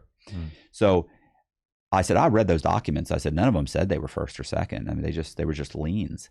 And so I know entirely too much for this guy, right? So we're arguing back and forth. He's saying, this guy's doing this guy's doing that, this is a scam. And then he says, look at his ID. His ID starts with 000. It's a fake ID. And the investigator detective, he says, no, I ran this guy through NCIC. This is Gary Sullivan. This is a real ID. Our IDs start with 000. Mm-hmm. This guy's out of like California. This guy's in South Carolina. Right. He doesn't know what the IDs look like. So I remember I lean into him and I go, bro, are you serious? I said, so now I'm not Gary Sullivan? I go, what are we doing here? He goes, I know, Gary, I know. He said, so I mean, he's totally on my side. Right. And so he ends up hanging up on the guy, telling him he's going to talk to his lieutenant, talk to the district attorney. He has me follow him back to the police department and fill out a report on what my version of what happened was. And so I fill out the whole thing, and at that point he tells me to wait in the they have cubicles. You can't stay in the cubicle. Mm-hmm. Right. So he can't leave me in the cubicle while he had to go and get like the lieutenant to sign off on his report. Mm-hmm. So he said, can you wait in the hallway? And I said, sure. So I go wait in the hallway, and there's all these wanted posters. My Secret Service's most wanted poster is on the thing. It was the only color wanted poster on the thing. And keep in mind, I mean, we don't have, I can tell you multiple times that I went into places, and there was actually one time a title agent that actually recognized me from my wanted poster, which was in the back room, gets up, goes in the back room, looks at the wanted poster, and he got confused, right? Like he's looking at it and he said, now keep in mind, by this point I've had a nose job. Oh. I've had two hair transplants. I had what they called it a mini facelift, liposuction, teeth were done. Wow. So, and even though I look the same, it's subtle, right? Yeah, but I also, the picture that he had is a picture of me looking crazy. Mm. Like my hair's long and it's combed crazy, and I'm there with short hair, a nice, button down shirt. Like I look like a professional. That guy looks like a lunatic. Mm. He's wanted by the police. I look like a normal person. He looks at my application, and it says that I've worked for the same job for like 7 years and just recently moved to the town. Mm. And he looked at this and he said, well, this guy just moved from Florida. This says this guy's wanted out of Atlanta. This is not the same guy. Right. Like even though it said wanted for bank fraud, identity theft, it didn't matter. For him, it made sense. He went back. He let me sign all the papers. I walked out with a check for $200,000. Wow. And what year are we at this point? 2005, probably. Oh, okay. So I get caught in 2006. So what happens is I end up leaving there. The girl I was dating at the time, right, Becky, we end up getting into this huge argument. And we'd been in arguments before. where, I mean, we're screaming matches, right? Like yelling and screaming, like, and the cops would show up. Now, of course, I knew the cops are all, like, she's screaming at 2:00 in the morning in an upscale high rise in downtown Charlotte. I know the cops are coming. And back then, if the cops come on a domestic violence, somebody goes to jail, no matter what. So I'm bolting. And this has happened multiple times. So we get into a screaming match at her new place in Houston, downtown Houston, 20th, 25th floor, some brand new building. And we get into a screaming match. And I'm like, yeah, I'm done. So we end up arguing over we only had $500,000 or $600,000. We argue over it. I end up taking $100,000 and leaving. Now, I wanted to split it, but basically the ultimatum was, I'll call the police. Wow. And so, and the argument for her was, you should take $100,000 because you can go and make $1 million. I can't make $1 million. Like, I have to live off of this. And I was like, you're right. But she's not wanted. She could get a job. Wanted. Oh, she is at that point. She's already done some mortgage fraud of her own. She's also verifying people's employment. Okay. She's opening up bank accounts. We're depositing money into, and she's got fake IDs. She's driving a car that's in somebody else's name. She's got a driver's license. She's got a passport in someone else's name. Sounds like a good negotiator that she was able to tell you to only take $100,000. You know what's so funny? Every time I would tell this story in prison, and they're nothing against black guys, but every black guy, every one of them would say, "Why didn't you kill her?" That's why I was like, I must be a black guy. That's what I was thinking. I'm like, wow, this has got to be the part of the story where he kills her, but I know you ain't going to tell me that. I always was just like, well, I'm not going to kill her. And they'd be like, well, bro, it's $500,000. You left her with $500,000. I'm like, yeah. Well, in the hood, people kill women or whoever for like $5,000. Never mind $500,000. Yeah. It didn't even occur to me. I'm just trying to get out of there before she gets so loud that the cops show up. Right. So I take off. I actually called people that I knew from back home just to say, hey, what's going on? And how are you guys doing? Everything's good. And one of the people said, listen, I've talked to the FBI several times. This is a broker that I knew. And she said, the name of the FBI agent wants you to call her. Mm-hmm. So I call her. Well, at first I say I'm not going to call her. She goes, no, listen, call her. You might be able to turn yourself in. Mm-hmm. And maybe you only get a couple of years. Like, what do you understand that it's getting worse? There's got to be there's newspaper articles every week. So I call the FBI agent, talk to her a couple of times, try and tell her, hey, what can I get? She ended up saying like 7 years for Tampa. Mm. We go back and forth because keep in mind at this point, there's millions at this point, right? So it's on top of what's already there. So we go back and forth. I realize she's lying to me about the 7 years, because that was 7 years for Tampa, not for Atlanta, not for what I just did, right? Which they haven't even found out about yet. Mm-hmm. Anyway, I end up hanging up the phone on her. I'm not turning myself in. I'm not turning myself in for 7 years when that doesn't include this other stuff. Yeah. So I chuck the phone. I go back to Charlotte to pick up my car. That's the only reason I went back. I drove all the way from Houston back to Charlotte in a Ryder truck, mm-hmm. with no ID, because the chick kept all my shit. Oh. So I go back, I got $100,000 in cash, and in a Ryder, and I'm driving around in a Ryder truck. Like, this is not good. I get back there. I drop off the truck. I go in to get my vehicle. I get my vehicle. I remember for some reason I thought, if I could just get in my vehicle, bro, I'll be all right. And I got my vehicle. So it was in one of those parking garages, the concrete ones. So I'm driving down the whole thing, and I pull out, and I just remember thinking, bro, I'm good. You're good. You're going to be okay. So I drive to the Starbucks, which is right across the street from my apartment complex. I'm going to get some coffee because I'm leaving. I'm going to go to Nashville, right? Because I listen to country music, mm-hmm. like I'm sure a lot of your listeners do. So I think, I want to go to Nashville. Like, I like country music. I'll go to Nashville. And so I walk into Starbucks. I order my stuff, and there's two people from the apartment complex that are there. Mm. Keep in mind, it's been about 5 days since I left Charlotte. Right. Since I walked, I'm sorry, Columbus. Since I walked out of that Columbus Police Department, it's been 5 days. I'm now at a place where the vehicle that I was driving was registered to this address. Mm. So I get my coffee. These people are looking at me from the apartment complex, and they're having a meltdown. The female of the two walks out the back. Mm. The guy just stands there staring at me. He gets his coffee. He's just standing there. It's crowded. And it's you know what I'm saying? It's crowded, but I'm like I don't know. Something's wrong. And what I thought it was is it's like the 5th of the month, 6th of the month. I haven't paid my rent. Okay. And I'm thinking they probably just put like they're taking it serious, right? Like, I don't know why what she went to go do. Anyway, I get my coffee. I go outside. He follows me outside. I get in the car. I start my car. I'm playing with the CDs. This is back when you had CDs. They would come in like a rack of CDs and you'd shove it in the thing. And so I'm getting a CD, watching him. I'm totally not concerned, but I am like, what this? I almost want to get out and be like, bro, what's your problem? What's happening? But I'm too short to be confrontational. So I'm just kind of looking at him, and all of a sudden, I put on my seatbelt. I'm sitting here. I'm starting the car, and he starts screaming, "He's right here! He's right here!" And I look up. I look in the rearview mirror, and there's 2 guys running towards the back of the car, and I punch it, and I fucking take off down the road. Now, it's funny because it's it had posi traction, and I mean, it had that how now you hit the gas, it doesn't spin out. Yeah. But like in the movie, wouldn't it be great if it slide sideways and it could? But none of that happened.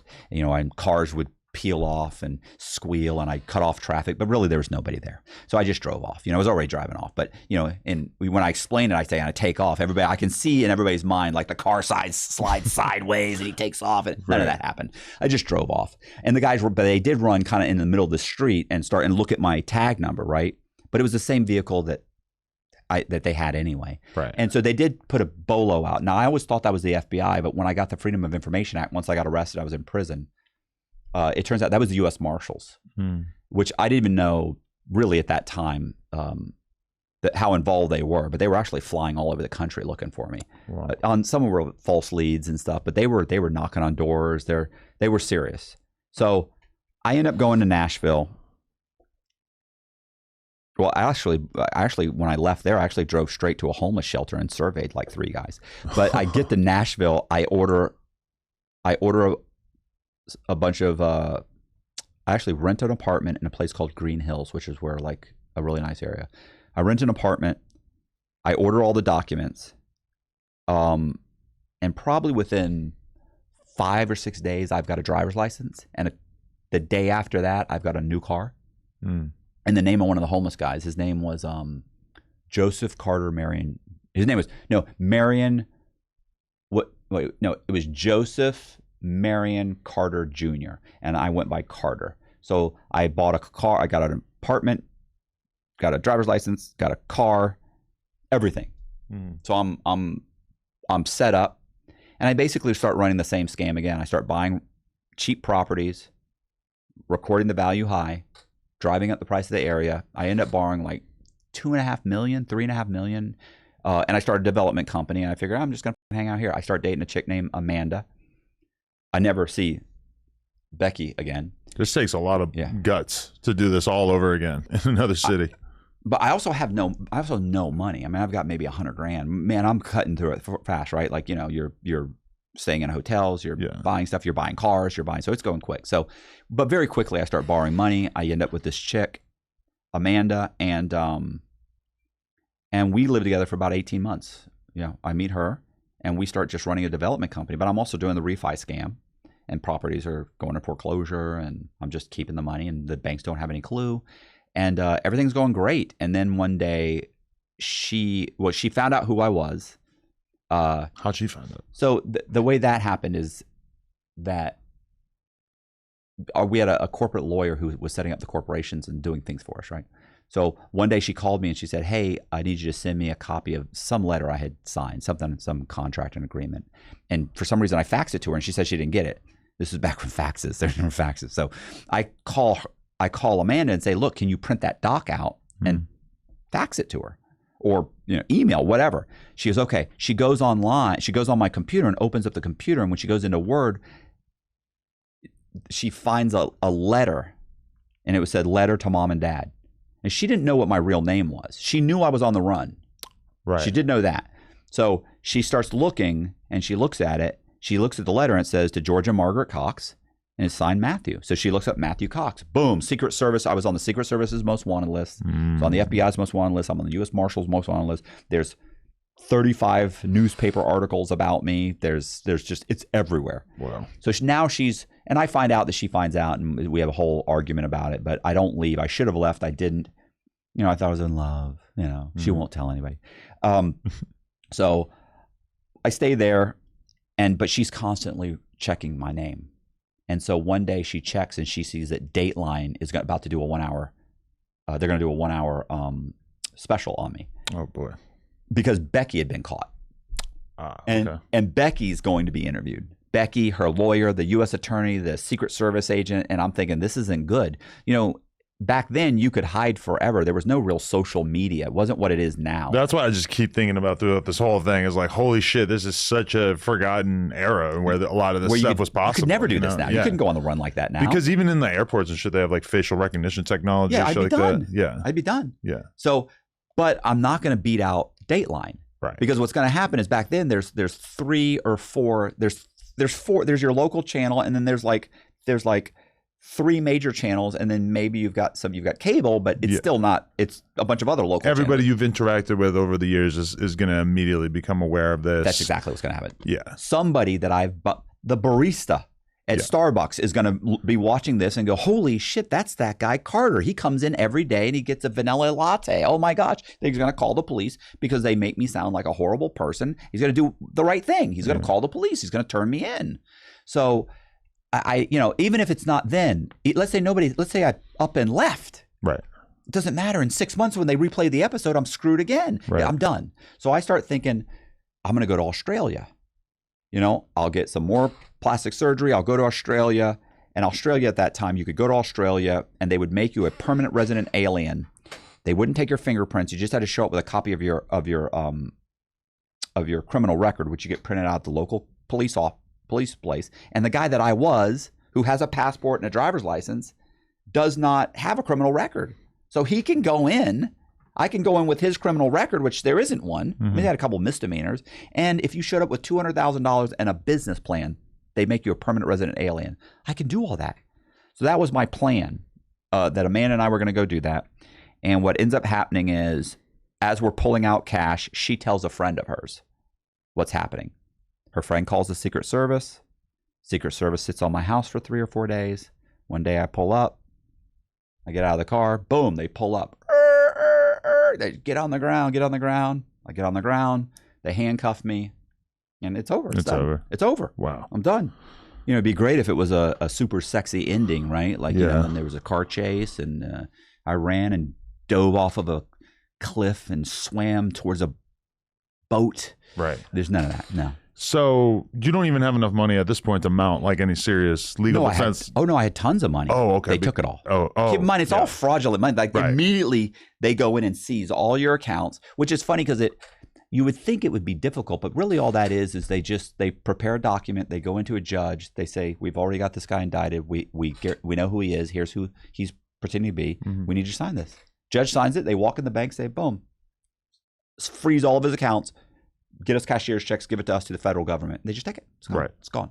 Wow. So I've got no money. I get a public defender, and I'm completely fucked. Yeah. I'm just done. And what do they, how does the trial go? There's no trial. No trial. I'm done. I mean, I can't go to trial. I'm guilty. I'm extremely guilty. Right. And they got a mountain of evidence. Yeah. I get a public defender who's yelled at me, actually, a couple of years ago because she's like, you make it sound like I didn't do anything. And it's not that she didn't. So I shouldn't, and I shouldn't say that because I do the way I say it, have said it in the past, is like, she didn't do me any favors. She did. But the truth is, there were no favors to do. There's 2 things that can happen at this point. You can say, okay, how much time, and just take it, or you can cooperate. Mm-hmm. There's only 2 things. Right. Now, by the time I sit down, right, with her, she's already told me everybody in Florida has cooperated. Right. And you don't really have anybody that you could throw in there that's done anything even close to as bad as what you've done. Right. Like Amanda actually has done nothing. Right. She was in the dark. Right. And to be honest, in white collar crimes, you don't have to, a lot of guys will say, oh, you got to give somebody bigger than you. Not really. A lot of times it's the big guy. He gives all the little guys and he gets a great deal. Interesting. Right. So you could be the kingpin, and you just say, hey, here's all my distributors, and here's the guys they work for, and here's the guy doing the money laundering. And of course, they're all under him, and that guy ends up getting 5 years, and those guys all get 20. Yeah. So, but I don't even have that because everybody's already cooperated. And as time goes by, I get arrested at the end, like the very end of 2006. So as 2007 is passing, the people always say the 2008 financial crisis, right? But that's because that's when the TARP bill was signed. It actually starts in 2007. In early 2007, they start to see the ripples. This bank starts failing. 2 months later, another bank fails. 2 months later, 4 banks fail. Then Lehman fails. Then it's like holy towards the end. So by the time I get sentenced, banks are failing all over the place. They're talking about a bailout. Everything's about mortgages, and I get sentenced to 26 years. Wow. Now, I don't want to lie and say, when they came to me and said, hey, we want you to help us, and I was like, I'm ready to help you. What do you need? What do you want these people to have said? Right. I'm ready to cooperate. I'm ready to cut everybody's throat. But the truth is, when I go in and I talk to them, they already know that. Yeah. They already know that. They actually have a stack of FBI 302 forms this big. And that's just, we're talking about that right there is, I don't know, that's about 3,000 pages, 4,000, about 2,000 pages of just FBI 302s, which are interviews. Not to mention the Secret Service. They don't have nearly as much because they came in on the tail end. They don't have as much money, wasn't.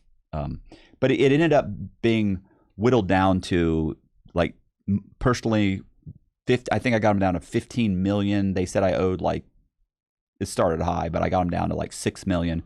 None of that mattered though. By the time I get into sentencing, I get sentenced, I get 26 and a half years. And that's it. I get 26 and a half years. I go to prison. Okay. But I don't do 26 and a half years. Yeah. How do you get No. Well, I'm a slippery motherfucker. Okay. So what ends up happening is they ask me, now Dateline's already come out. And I know we're tight on. No, that's good. We probably got like another 40 minutes. Yeah. Oh, shit. Okay. Yeah. So I was really racing through things too. So what ends up happening? Well, this is actually good because your viewers this will be great. Okay. They'll be very upset, disgusted. So I get 26 years. I go to prison. I go to the medium security prison. Okay. At Coleman because I had 26 years. If you have over 20 years in federal sentence, you have to go to a medium. Okay. Even though my security level was the security level, I was like at a 2. And I was only at a 2 because I had a detainer. So as soon as I got rid of the detainer, I dropped down to like a 1 or a 0. I have no my security level it's non-existent, but they still sent me to a medium. So while I was waiting to be sentenced, my lawyer had told me, listen, Dateline wants to interview you. And I was like, okay, well, I don't want to be interviewed. I mean, why would I be interviewed? And she said, well, because the U.S. attorney said that they'll consider that substantial assistance. Oh. And I was like, okay, now substantial assistance is if you provide assistance in a case, and if you provided assistance in that case, if you further the case, they can reduce your sentence for it. They don't use that part of it ever, right? Very seldom. Typically, so it's written where it says if you further the case, you give them that, they can give you a reduction for that. If the information you give them leads to an indictment or arrest, they can give you a reduction for that. If they give it to you at sentencing, it's called a 5K1. If they give it to you afterwards, it's a Rule 35 after sentencing. So. And I've just heard lots of people explain this, and sometimes they get it wrong. They're like, no, if they give you information beforehand, but they don't use it till after, it doesn't matter. You can give them information anytime. Once you're sentenced, it's a Rule 35. So she's saying, look, we're trying to get you a 5K1, but I didn't give them any information that led to any arrests, not for lack of trying. So I know people will be like, snitch motherfucker. Honestly, snitching has been so normalized in hip hop over the last few years that it's going to be offensive to a much smaller number of people than it would have been a few years ago. I'm so used to it at this point. It's just the screaming and hollering just cracks me up. Also, within hip hop, there's like generally an assumption or like a kind of revised mentality, which is like if you're in a gang and you snitch on your fellow gang members, then you're a snitch. But if you commit crimes or if you snitch on somebody and you are just a civilian, all good. Right. And I feel like in a situation like yours where it's like, it's a bunch of scamming and stuff. I mean, well, I don't think everybody's already told on me. Yeah, yeah. Like it's also, and the other thing is, listen, I didn't burn a piece of paper. I didn't take an oath. There was no ceremony. Like I didn't promise anybody I wouldn't rat them out. They all ratted me out. Yeah. Like I'm just assuming this is, like I said, I wish I'd done it earlier. That would have saved me a felony and my whole life could have been different. Yeah. So, but it is what it is. So I get interviewed by Dateline. Like the marshals let them in. They come in. That guy with the long face comes in, and you hurt people. That guy. I forget his name. Yeah. He comes in, and they'd already done one 1 hour special. They're now doing a second one cut with my interviews. So that they do that one, and they're doing this we're doing it at the behest of the U.S. attorney, which said we'll consider it substantial assistance. And even though you're not giving them information that you didn't already tell them, right? You're not giving Dateline anything new, right? They're saying it's a public service announcement. Okay. My lawyer is saying, well, yeah, she can do that. She's mad. They can give it to whatever they can justify giving it to you. That's what they can give it to you for. I've never read at this point. I've never read what a reduction is or a substantial. I've never read any of this. I'm stuck in a U.S. Marshals holdover. I'm not looking into it. I'm assuming she's handling it. Mm-hmm. So, and I also am assuming I'm going to prison for a long time. She told me over and over again, you're going to end up with probably 12 to 14 years. Mm-hmm. And then they're going to reduce your sentence for all this, for doing this stuff that you've done, which is the Dateline thing. And she's like, you may be out in 5 or 6 years. I'm like, holy shit, that'd be amazing. So I go to sentencing. I get sentenced. I've done the Dateline. It was just before the sentencing. So let me go back to that. This is always funny. I go back to that. And just the night before, I call her and I said, hey, have they told you what they're going to recommend yet? And she goes, yeah, I just got off the phone about an hour ago. And I said, oh, what'd they say? And she said, the U.S. attorney said that they're not going to give you a 5K1. And I went, really? Why? And she said, I said, but I did Dateline. She goes, I know. And they played it. And they said it just wasn't enough. I said, but they said they'd consider it substantial assistance. And she said, I know. And they said, we did consider it, and it's not enough. Consider it substantial assistance, which to me meant it was a guarantee. No, we said we'd consider it. Which to me, that's a guarantee. That's not what consider means. It means we'll think about it. Yeah. So that's part of being a criminal is that you kind of always look on the bright side when it comes to things that will benefit you. Right. Hope's getting me through. You need a lot of hope to get by. Yeah. So I get sentenced 26 years. I go to the medium. I'm at the medium. I'm super depressed, obviously. And I'm at the medium. I'm there for 3 years. I'm bitching and like everybody. I'm bitching. They got too much time. This is bullshit. 26 years. Oh my gosh. What's happened? This is wrong. It's everybody else's fault. I didn't deserve this. Especially when you had that 5 years in your head for a little while there. Of course. Yeah. You get married to that. And so, but I eventually, there's a guy there and he's like, listen, stop bitching. You're sitting at a table bitching about your 26 years with 2 other guys that are fucking leaving here in a box. He's like, I get it. It's a long time. You shouldn't have got that kind of time, but come on, man, stop. So I was like, he's like, for people going to hate being around you. They're going to hate you. You're going to hate yourself. It's not a good way to do your time. And he was right. And he was absolutely right. But it took a few years. So towards the end of that first 3 years, I decide I'm going to start writing. I'm going to write a book. Because everybody kept telling me, bro, your story is amazing. It's like, okay, I'm going to write a book. So I start writing a memoir, but by this point they move me to the low. So I write my memoir in the low, and I don't know what I'm doing. I'd read a bunch of books, but I bought the book. How to Write Memoirs for Dummies and The Idiot's Guide to Writing True Crime. I read them, and I write the book. I rewrite it a few times. It takes about a year. And do you have anybody on the outside that you're still close with at this point? At this point, yeah, I have my mom. Okay. And I have 1 or 2 people that will, like, it's funny. The people that will come see you are the people that you did nothing for. The people that made $1 million or $500,000 or made tons of money that didn't go to jail, they hate your guts. They don't want to answer your phone calls. Like, you made $1 million and you didn't go to jail, and you told on me. And you won't answer my calls. But this person who is a childhood friend that I hadn't even talked to for 5 or 6 years, this person shows up. This person put money on my books. So, I mean, think about my mom. Like, I basically just took off one day. I'm just gone. Yeah. she's coming to see me every 2 weeks. Mm-hmm. So I'm sitting there. At this point, I had been on the run for 3 years. I've been doing the total is probably close to 5 years. I'm sorry, close to 10 years that I was just committing all these scams over the course of 10 years. I'm in prison. I start writing my memoir. I write my memoir. I end up getting a literary agent. I end up writing another guy's memoir by the name of Ephraim Deveroli. Did you ever see the movie War Dogs with Jonah Hill? Yeah, I think I did. Yeah. But wait, why are you writing someone else's?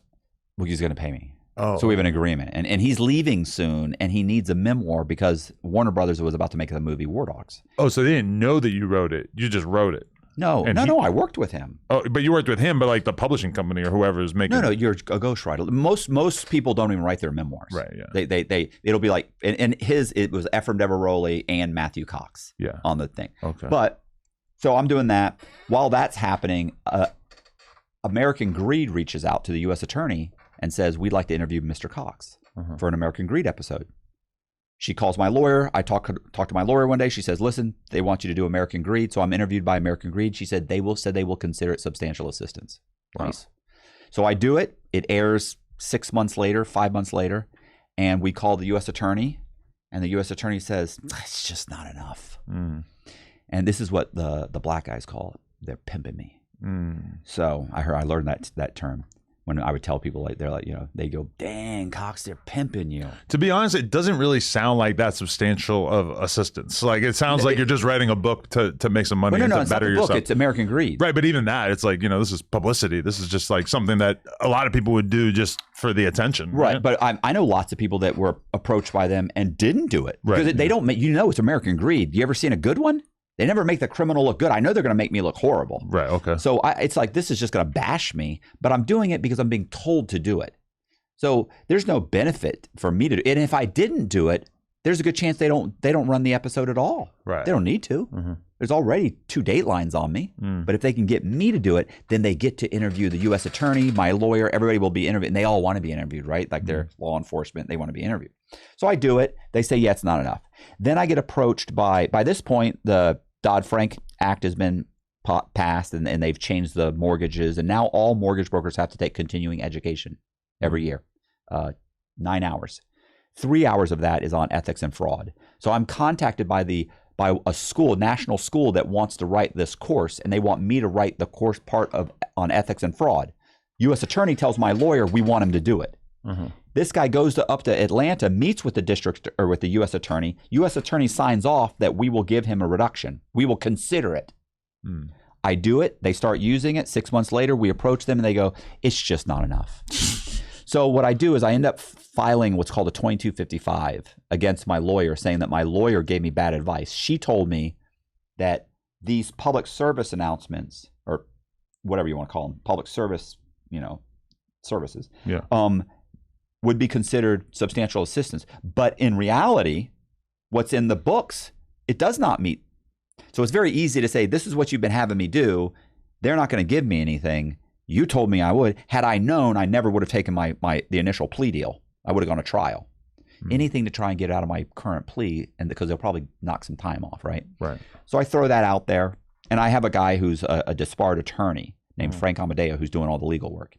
He's a disbarred attorney. He's got like 22 years. And so he's fighting them for me. This guy is just batshit crazy. Mm-hmm. I mean, he's bipolar. He has features of schizophrenia. He's just insane, but his legal work is amazing. And so we're battling with him. And I'm actually time barred right now. You have a 1-year time bar. I'm way over the time bar, but he manages to keep pestering them and he starts to get around the time bar. And so finally the U.S. Attorney comes and says, listen, we're going to reduce your sentence by 1 level. That would have been 30. That would have been 40 months. No, that would have been 40 months. Every level off is less and less time. Uh-huh. So it'd be 40 months, and the next level off might be 36. The next one might be 33. So they said we're going to reduce it by 1 level, 40 months. And so I argue I want to go back to court. So I go back to court, and I argue in front of the judge that that's not nearly enough. And so the judge, we put everything that I've done out there, everything they've said, and the judge says, he thinks about it and he goes, okay. He says, listen, here's what I'm going to do. I'm going to give you 3 levels off. That's 7 years. He goes, and for somebody who has no arrests associated with their case, that's a pretty good deal, Mr. Cox. And he said, and that's the decision of the court, and that's it. Boom, 7 years. Hits the gavel, bam. He walks off. I got 7 years off. Wow. I went from 26 and a half to 19 and a half. How'd you feel? I was very upset. Really? I thought I was going to get more. Enough? Well, I mean, it's 19. I got 19 and a half years. I'm still like, Jesus, God, I'd already done 6 years. Yeah. So I'm like, I'm thinking. So what I did a calculation in my mind. If I did this and this and this, and I thought, you know what? I'd probably be out of here about 7 years. And I thought, you already did 6. It was roughly 6 and a half. And I thought, you didn't think you could do 6 and a half. You didn't think you could do the time you already did. You could do this. And now I was writing stories. I was writing books. I had gotten some guys in Rolling Stone magazine. We'd optioned the life rights for that. I'd optioned the life rights for another property. I had a literary agent. Like I'm making money in prison. I'm building a reputation as a writer. There are writers that are working with me that have written in Rolling Stone and Wired. I mean, these guys are on my Core Links account. Like we're communicating. I'm getting information for them. I'm helping them with stories. So I figured, you know what, f it. You can do another 7 years. And so I get back and I'm walking the track. And I'm walking the track with this guy. There's a guy named Ron Wilson. My dad did a year in the feds when I was in elementary school, and many of his stories were basically just him walking the track. Walking the track with some guy. There wasn't a lot else to do, yeah. I'm walking the track with this guy, Ron Wilson. We're at the low.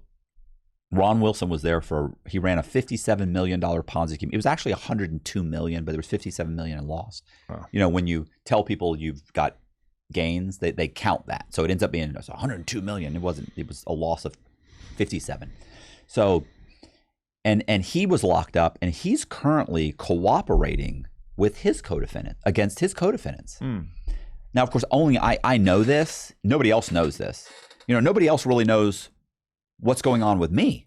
They know I went back to court. They know I got my sentence reduced. But the sentence reduction was he did Dateline. He did American Greed. He did this. You can read all of it on Pacer.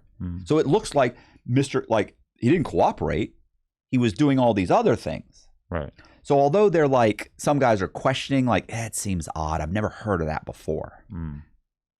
But the people doing the legal work are like, no, that's what happened. So I'm not really, nobody's giving me a hard time. But it's it's questionable. And I've also, there's never been a time when I haven't, where somebody didn't come up to me and they would go, hey, Cox, how much time you got? And I'd be like, 26 years, but somebody could tell me where there's a dead body and I could be out next week. You know what I'm saying? They go, damn, Cox is like that. I go, yeah, it's just like that. And they laugh and everybody, he's funny. I'm not joking. Yeah. But it's not a joke. But you didn't have anything that you could tell. No, I don't have anything. Yeah. So I'm walking with Wilson, and we're walking around the track, and I know he's cooperating against his people. He got 19 and a half years. I've got 19 and a half years. He knows I just got back. He also knows that I'm like, hey, I'd cut anybody's throat if I had to get out of this fucking place. We're not friends. So we're walking one day, and he's complaining about the Secret Service agent in his case. And he's telling me I'm never going to get my sentence reduced. They're not going to reduce my sentence. I'm like, why do you keep saying that? And he's like, they think I hid Ponzi scheme money. I'm like, yeah, but you said you gave them all the money. And he's like, yeah, you don't understand. And I'm like, oh, okay, well, I guess I don't. We keep walking. This goes on for like a month or two. He says it every once in a while. And I go, well, don't worry about it. You'll file a 2255 and Frank will force them to give you something. You don't understand. I said, what do I understand? He said, the truth is, he said, I did hide Ponzi scheme money. I go, really? And I said, okay. And he said, and my wife, since he's been arrested and sent to prison, his wife found out he was having an affair. And his wife was fucking insane. He's like, she'll burn the whole house down around her. He said, she didn't care. And I said, okay. He said, well, I gave my wife, he said, I don't know, $150,000.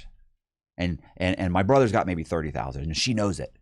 So I'm afraid she's going to go to them and give them the money just to make sure that they'll use that to not give him anything. Even if he cooperates and helps get these people indicted and arrested and sent to prison, they'll say, yeah, but he hid Ponzi scheme money. He lied to us. We're not going to give him anything. So far, they didn't have anything. He'd done nothing but been cooperative. And so he's like, yeah, she's going to fuck me. And I'm like, shh. I said, well, she wouldn't do that. She's already told him she doesn't have anything. She'll get charged. No, you don't understand. She won't care. And I was like, okay. But wait, first, let me tell you what happened, the way that happened. The way it happened is we were walking the track, and he kept saying, you don't understand, they're not going to give me anything. And I looked at him, and I said, why do you keep saying that? And he looked at me, and he goes, can I trust you? And I go, probably not. And he goes, I did put away some Ponzi scheme money. And he just tells me exactly what I just told you. And I'm like, okay. And so I go back and lay in bed that night, and I think, is that enough to get a sentence reduction? Is what he told me, I know this is horrible, by the way. I know everybody watching thinks this scumbag. This is another guy, a fellow inmate in prison. Oh, I know, I feel horrible. I kind of like it, man. Dirtbag till the very end. I give a shit. These guys. That's amazing. I'm ready to cut these motherfuckers' heads clean off. Wow. And it gets worse. So what happens is I'm thinking, they didn't want to give me anything to begin with. And what has he got? $200,000? No, not even $200,000. He owes $57 million. I'm going to give them information, and they might get $180,000. And then you know what else is going to happen? I'm going to get shipped, or he's going to know that I did this, and somebody's getting shipped. Mm-hmm. Fuck. My mom lives down the street. She lives an hour away. She comes to see me every 2 weeks. I'm never going to see my mom again. And I'm just like, fuck. I'm sitting there, and I was like, it's not that I'll get nothing. So I say nothing. Well, I remember I'd written my memoir. Well, when I went back to court, I wanted the transcripts of that. Mm-hmm. So a month or so later, I'm disappointed in myself because I didn't call right away. A month and a half later, I call my lawyer to say, hey, you were going to send me my transcripts. And she goes, oh gosh, Matt, you're right. I'm so sorry. Let me send you the transcripts. Okay. And I say, okay. And she goes, hey, she said, anything going on? And I go, what do you mean? She said, anything happening in there? Keep in mind, this is my second lawyer. This is the one that was given to me to represent me on my first Rule 35. She didn't even want to talk to me. She hates me too, by the way. She's like a congresswoman now. She said, when somebody brings my name up, she goes, F that guy. She goes, he threw me under the bus. Because I said she didn't want to help me when they had paid her. So the fact that she answered the phone was shocking. The fact that she said, anything going on in there? And I went, like what? And she goes, I don't know. Anything happening? I went, no. I said, listen to this. And I tell her, this guy told me, and I tell her, she goes, hold on. She looks him up. She goes, whoa. She goes, this is a bad guy. She goes, let me look into it. I said, okay. Hang up the phone. Send me my transcripts. Because a lot of people will say, oh, he didn't, he acts like it was a fluke. It was a fluke. Trust me, I wish I'd called. But this is just the way it happened. 2-3 days later, the CO comes up and he goes, Cox, during the next move? And I go, yeah. He goes, go to SIS. That's the internal security. And I'm like, oh, okay. Now, keep in mind, I was writing stories, so I've been called to SIS a lot because I would order people's Freedom of Information Act, and I get their information in because I'm writing their stories to find out what dates, this and that. And so I go there, and I walk in. This guy goes, Cox, come here. Sit down. I'm like, okay, what's going on? He goes, sit down. It was the other assholes. He calls phone, dials the phone number, gives me a phone, goes, here, you got to talk to this guy. Get on the phone. It's agent, his last name was Griffin, something Griffin, Secret Service agent, Griffin. And I'm like, yeah. And he said, I understand where Ron Wilson hid Ponzi scheme money. And I go, oh, I want something in writing. No, I promise you, you'll get a reduction for this. I said, no, I won't, bro. You can't even promise that. The fact that you just said you could tells me you're lying. Right. That's a lie. They can't. I need something from the U.S. attorney. So I get his email address. We trade emails. I put him on core links. He eventually, 2 or 3 weeks later, he sends me something from the U.S. attorney saying, if Mr. Cox's information helps recover a substantial amount of money or leads to indictments, we will consider it substantial assistance. That's the best you're going to get. Once again, substantial. You're not going to get a promise. So that's the best I got. So I send an email. We email back and forth, and I tell him what I know. Then he starts asking me questions like, hey, ask Wilson this. Okay. And it takes a couple days.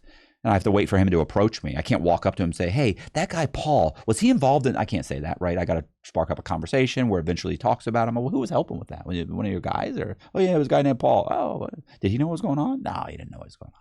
So, you know what I'm saying? So you got to spark up that conversation. It takes time. So this goes on for months, 3, 4, 5 months, 6 months.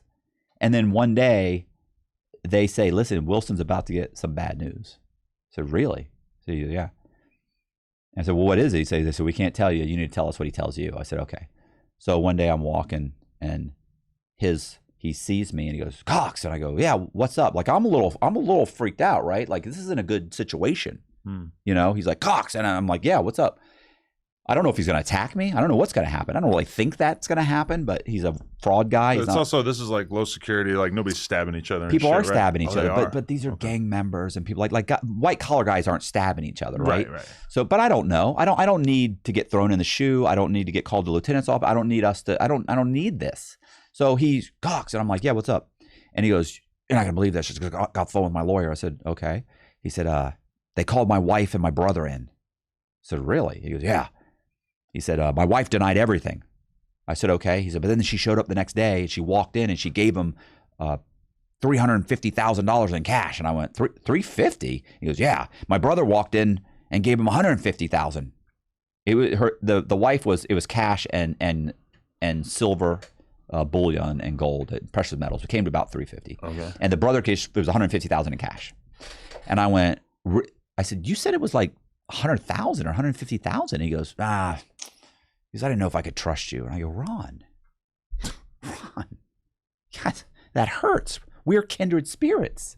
So he says, but yeah, he said, I don't know what's going to happen. He said, they told him that I gave them that money. I hid that money. I was like, first of all, it's $500,000, right? And I was like, oh, okay. And then he goes, and I said, well, what's your lawyer says? He said, he doesn't know. That's all he knows. And I said, okay. So I go back. I sent an email. This is what he said. He didn't know anything else. Maybe a week or two later, I get an email. They say, but he's about to get some bad news. Still takes 4 or 5 days, right? Like, he's not calling his lawyer every day. His lawyer's got to get the news. His lawyer has to send an email. He's to check the email. He's to call, get the lawyer on the phone. So like 5, 6 days go by, whatever. And then I see him one day. I'm walking, and he goes, Cox. And I'm like, yeah, what's up? I walk up to him.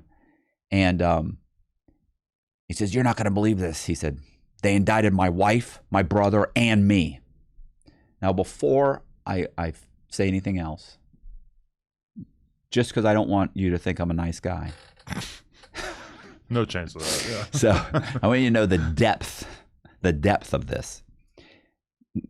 When you cooperate against someone, there are about 3 different kind of levels of cooperation. There's kind of like an ancillary cooperation where let's say you tell them something, like you get arrested and the cops have got you and they go, can you tell us anything? You go, listen, my next door neighbor, he makes ice.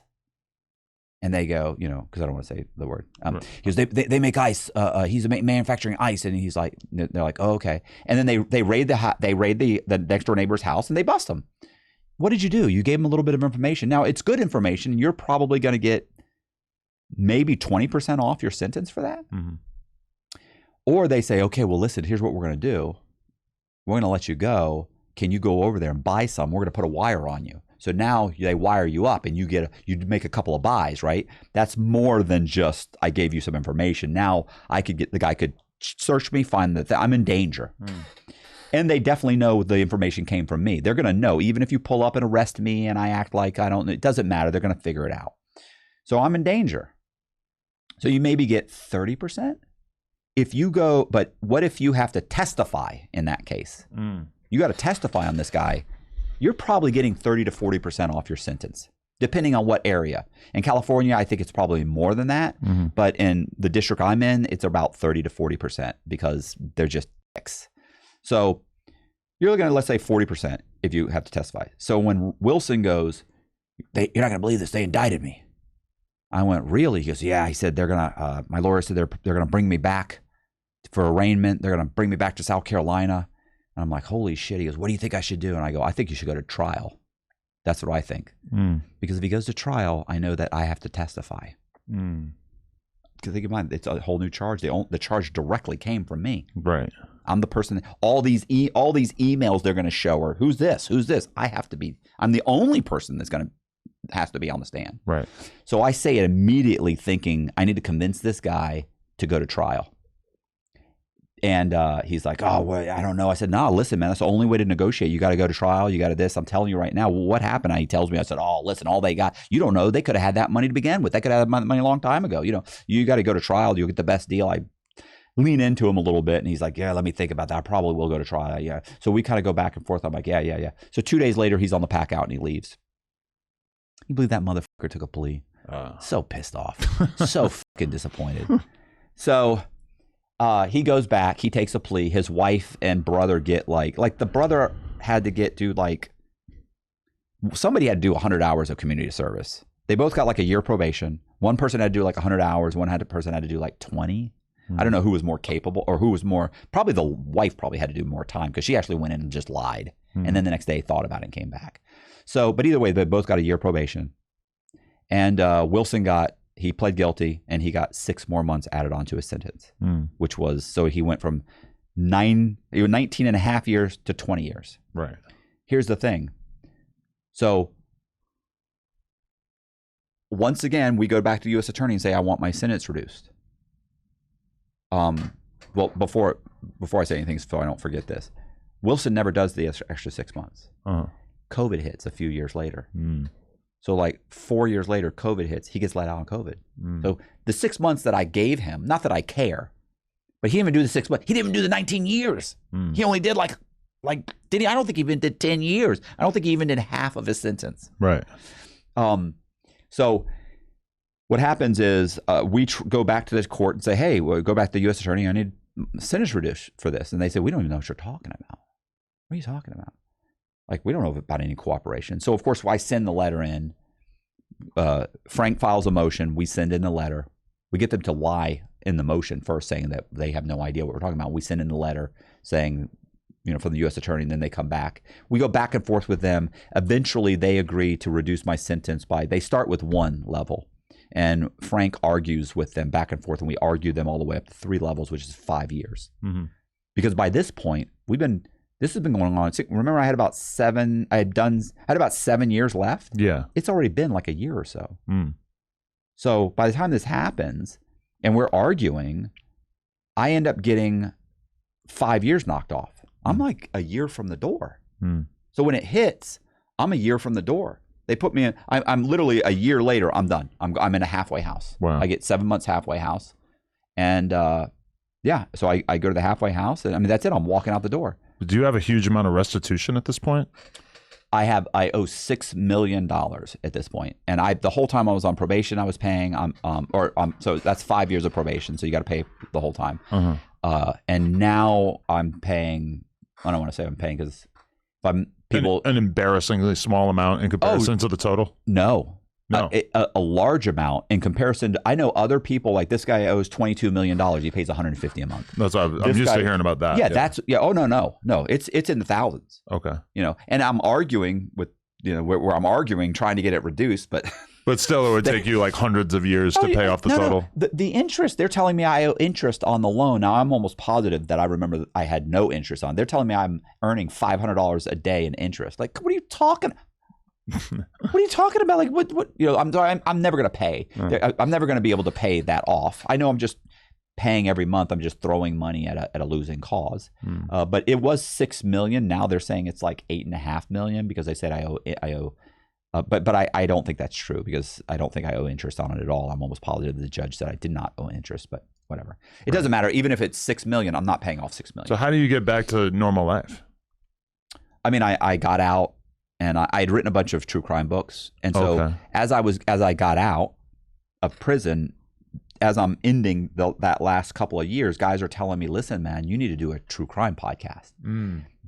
What they meant was like kind of True Detective, kind of a, like the audio ones were huge, right? Not the podcast like this. I don't know if you consider this true crime or you can, there's.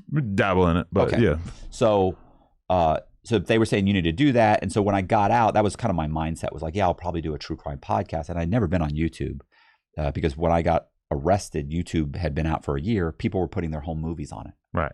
I've never been on 2007, the Wild Wild West of YouTube. Yeah. And I got arrested in 2006. Yeah. And 2005 is when it came out. Yeah. So 2009, the term podcast was invented. Yeah. There was no podcast till 2009. That's crazy. Yeah. So I'm getting out there. So people are explaining to me what a podcast is. Yeah. And I'm like, okay. So I get to the halfway house. I start looking into it. And I'm thinking, yeah, maybe I could do this. I could probably do this.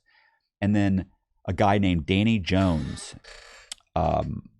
I contacted him. I had a friend that kind of put me in contact with him, and I contacted him and I explained my story and tell him I want to do a podcast. Can you answer some questions? He said, absolutely. He starts explaining to me about AdSense and sponsors and that sort of thing.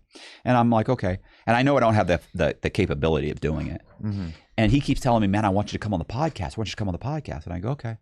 But I'm in the halfway house. I can't, you know? So I said, well, when I get out of the halfway house, so I'm out of the halfway house, maybe a month or two. And he calls me up one day. He said, listen, man, I need you to come do a podcast. I've had 2 guests cancel. And I need to put something up by tomorrow. I need you to come today. And I'm like, you know, like I did say I was going to do it. Like, it's like, I can't not do it. And I look at his channel and I realize now I was looking at the clips channel. And the clips are getting 3,000, 5,000. I'm like, nobody, and to me, viral meant millions. Right. And I'm like, nobody even watches his channel. And I thought, okay, yeah, I'll do this. Like, you know, there's 1 or 2 that have 50 or 100,000. But what I didn't realize was he actually had a good sized channel. He's actually at that time had like 300,000 subscribers. And this is your first one in what year?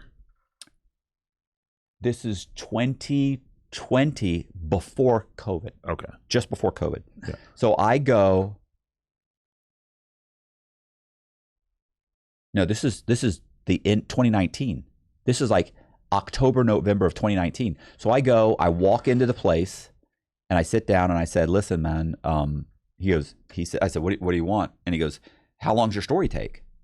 And I said, bro, I've been telling this story for 10 years. I said, I got a 15-minute version. I got a 30-minute version. I got an hour. I got a 2-hour. What do you want? He goes, give me the 2-hour version. I said, all right. And we sat down and I told the story 2 hours and 15 minutes only because he asked a few questions. And I tell the whole story. I'm sure I did a better job than I did here.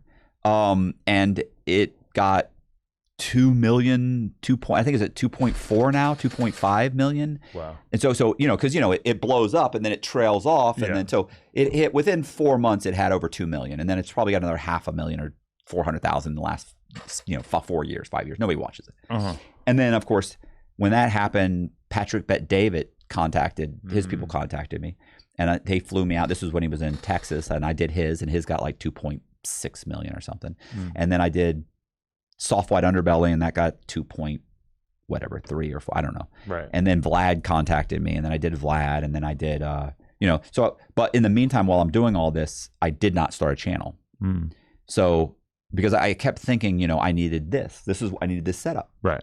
I need the black magic. I don't know what these are, but you know, I needed the black magic, and I needed this, and I needed the good mics, and I'm living in a halfway house. I'm sorry. I was living in a rooming house at that time. So I'm out from halfway house to rooming house. I'm living in the spare room of somebody who's got a cop living next door, another guy living in another room, and so I don't know what I'm doing, and so finally I decide when COVID hits, I pick up my phone and I start the channel with my iPhone, which is what Danny told me to do, and I should have done 6 months earlier, but I was a fucking arrogant prick. Right. I started this with an iPhone on a bike stand. I had a bike shop, and I would take the stand where we would work on bikes, and I'd just put the phone on there. And multiple of my classic interviews from back in the day have like half the video missing because people would call me in the middle of it, so I would just have the audio.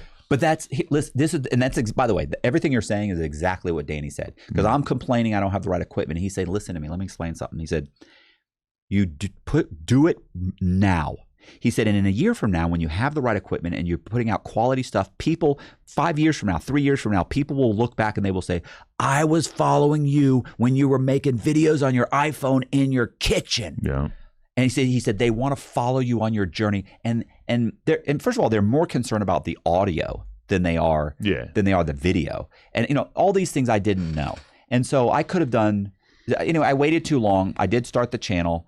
So when my star was rising, that's when I should have done it. By the time it's dwindling, that's when I did it. But it's you know, listen, it still did very well. Yeah. It still did very well. It's like, I'm not complaining. Okay. So is that your main thing at this point, is the podcast? It's the podcast. I also do,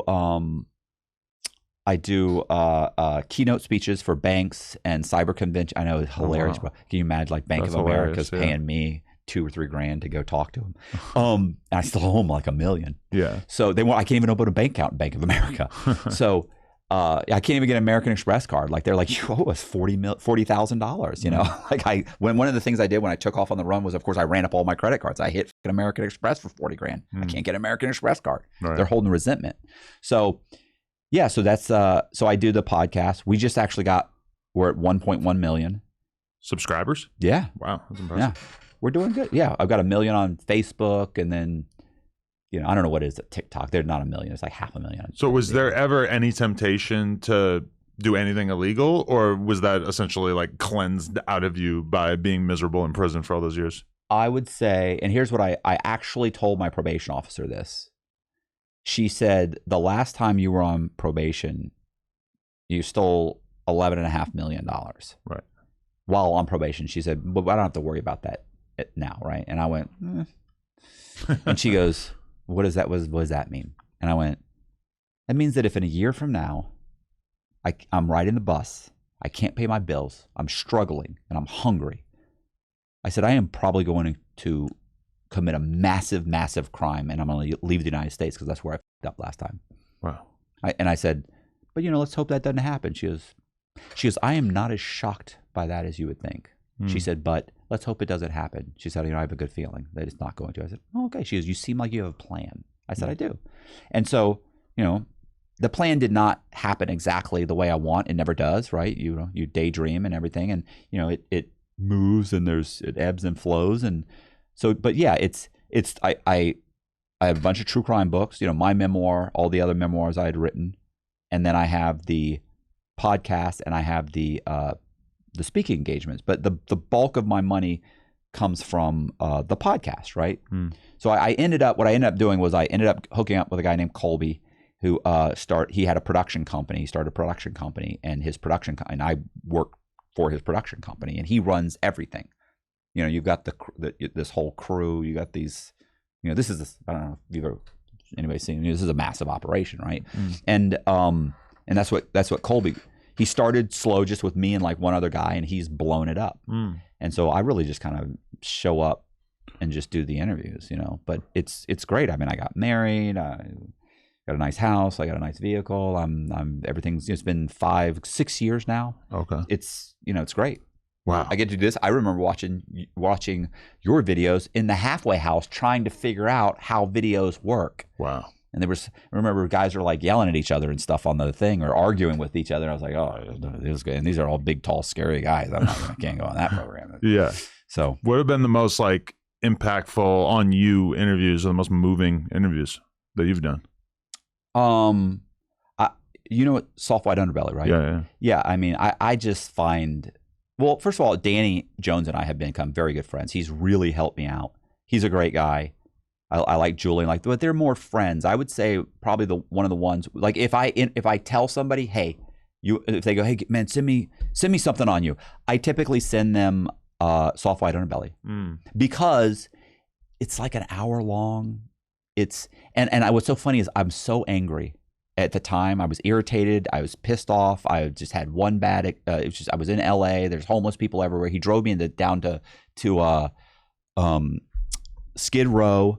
There's people screaming outside. People are swarming us to try and get money. I mean, it was just. But I was the quality of this guy's his interviews and the quality. The production value. It's phenomenal. Like it's a portrait. They're amazing. I was actually asking about like people you've interviewed. Oh, okay. I thought I was thinking one that I like doing. Right, yeah. So, do you know who Jeremy Meeks is?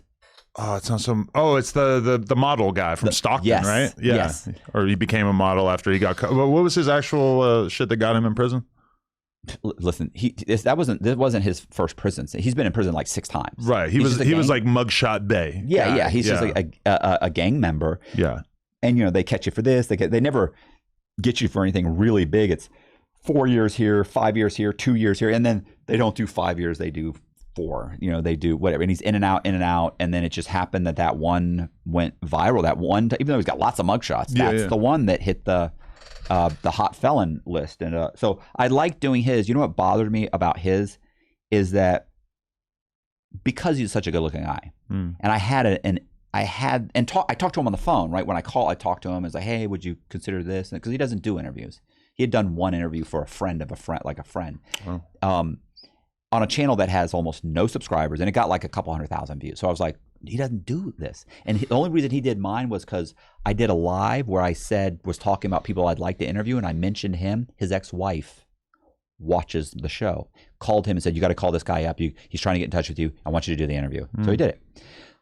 I thought he was going to have a much more fun interview because I figured he'd had kind of a pampered life because he was so pretty. And I was going to be able to make some pretty privileged jokes, and just heart-wrenching. Dark, just dark and just horrible, and just a horrible life. And even though, everything after that, even afterwards, in and out of drug rehab, I mean, just, but it was a good interview.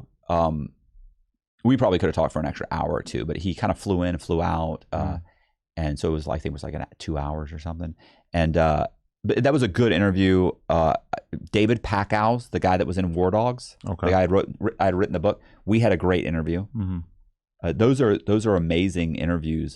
David Packows and Jeremy Meeks. Those are great. There have been a few. It's funny because the ones that, it's never like the guy who did a $200 million Ponzi scheme, right? Like that guy can't tell his story for some reason. Those guys come in and they don't want to own up to what they did. They don't want to, and it just goes on. And it's like, okay, this is not a great interview. Like this is not a great story. It is a great story. He can't tell it or he won't tell it. The great stories are the guy that comes in who's basically just on and off again on drugs, been arrested. He's been in 5 car chases. He's broken into house. He's done all these minor crimes, but he can tell his story, and they're hilarious. And he's got hilarious, and I love to laugh. And so those are the stories that these guys are like, yeah, I know I don't have like a great story. You're like, this fucking story was amazing, and it'll get 800,000 views. Right. And I mean, the other thing, and for my channel, that's huge. That's a big 800,000, a million. Huge, yeah. That's great. Yeah, that's crazy. So. What always bothers me is when somebody comes in and they tell a great story and you feel for them and you like that person and they walk out and they get 50,000 views. And it's just like, I feel like I let them down. Like their story deserves better than this. Yeah. And I feel like, even though, you can't tell, you don't know what's going to happen. Yeah. I feel like I failed them, because I know this person flew themselves out. I know they sat here. I know they told their story. I know they gave it their all. And it's like, fuck. I know sometimes you feel like the space is kind of inundated because there's so few like original interviews to do, because so many of the good interviews have kind of been done by a lot of people. Yeah, like I'll call Ian Bick. I don't know if you know who. Yeah, I interviewed him. Yeah, I'll call Ian Bick and say, hey, you just had this guy on. He'll go, yeah, I got him from Mark at Soft White Underbelly. And then if you look, it's like, this guy's been interviewed 6 times. It's a good story. Yeah, people suggested I interview him. The guy's willing to come in. We have them come in, and sometimes those are great stories. Sometimes we've had stories that guys have been getting 50,000, 60,000 on other platforms, and they'll get, a million or more. Yeah, it's kind of a roll of the dice. You don't really know. We told the same story on this platform. Yeah. Like, I think that my producer, I think Colby just tweaked it a little bit, right? Like his thumbnail was slightly different, and he had a little, he had a little more clickbaity, and so more people clicked on it, and it pushed it more. And next thing you know, it's got 2 million views. I noticed that with you, that a lot of the older ones that did very well have simple titles, but then you go on like Ian Bick, and he has to emphasize the snitch aspect. Like they have to sort of dig into the toolbox to find things that'll make the views go up a little more. He used to have he had my face and a rat on the thing, and it's so funny because my wife was so irritated. I was like, what? Why are you? Well, have you been reading the comments? I'm like, no.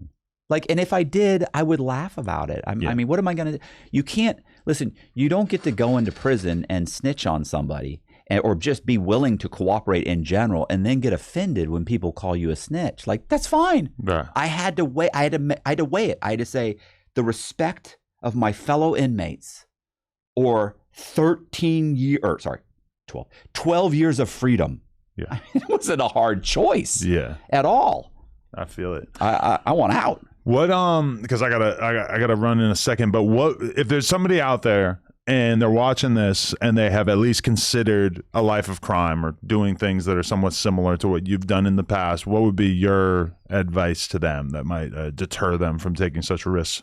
I mean, it would be, here's the thing. Everybody, I get this all the time when I do the speeches, and it's always like, do you regret it?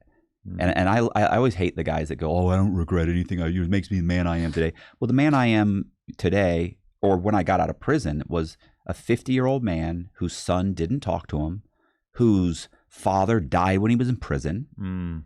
My mother had to come visit me for 13 years, every 2 weeks in prison. And the last couple of years in a wheelchair. You know, I mean, like I have a lifetime of regrets. Like I would do anything to go back and just be a middle-class dad who teaches soccer. Right. Like I would love to be that guy. That's not what happened. It didn't work out for me like that. It's 100% my fault. If I could do it again, I would be a manager at fucking Walmart and I would teach my kids soccer. Like that is a life that I would have been proud of. Right. I brag about what I did, you know, because I don't think anybody wants to see me sit here and cry about, you know, the anguish that I feel and the things I did. But, you know, so I tell the story. It's entertaining. It comes off like I'm definitely bragging about it. But the truth is, I do anything to not have that story and just be a normal person. Yeah. You know? But the hubris that it took for you to become this guy who was doing this massive real estate scam or whatever, during that period of life, if someone had said to you, you know, all this shit isn't worth it. You could just be a normal guy with a regular ass job and a family. You would have been like, I can't live that life. No, bro, I was too arrogant. Yeah. I was too narcissistic. I was just too much of a cocky prick. You know, and I fight it all the time.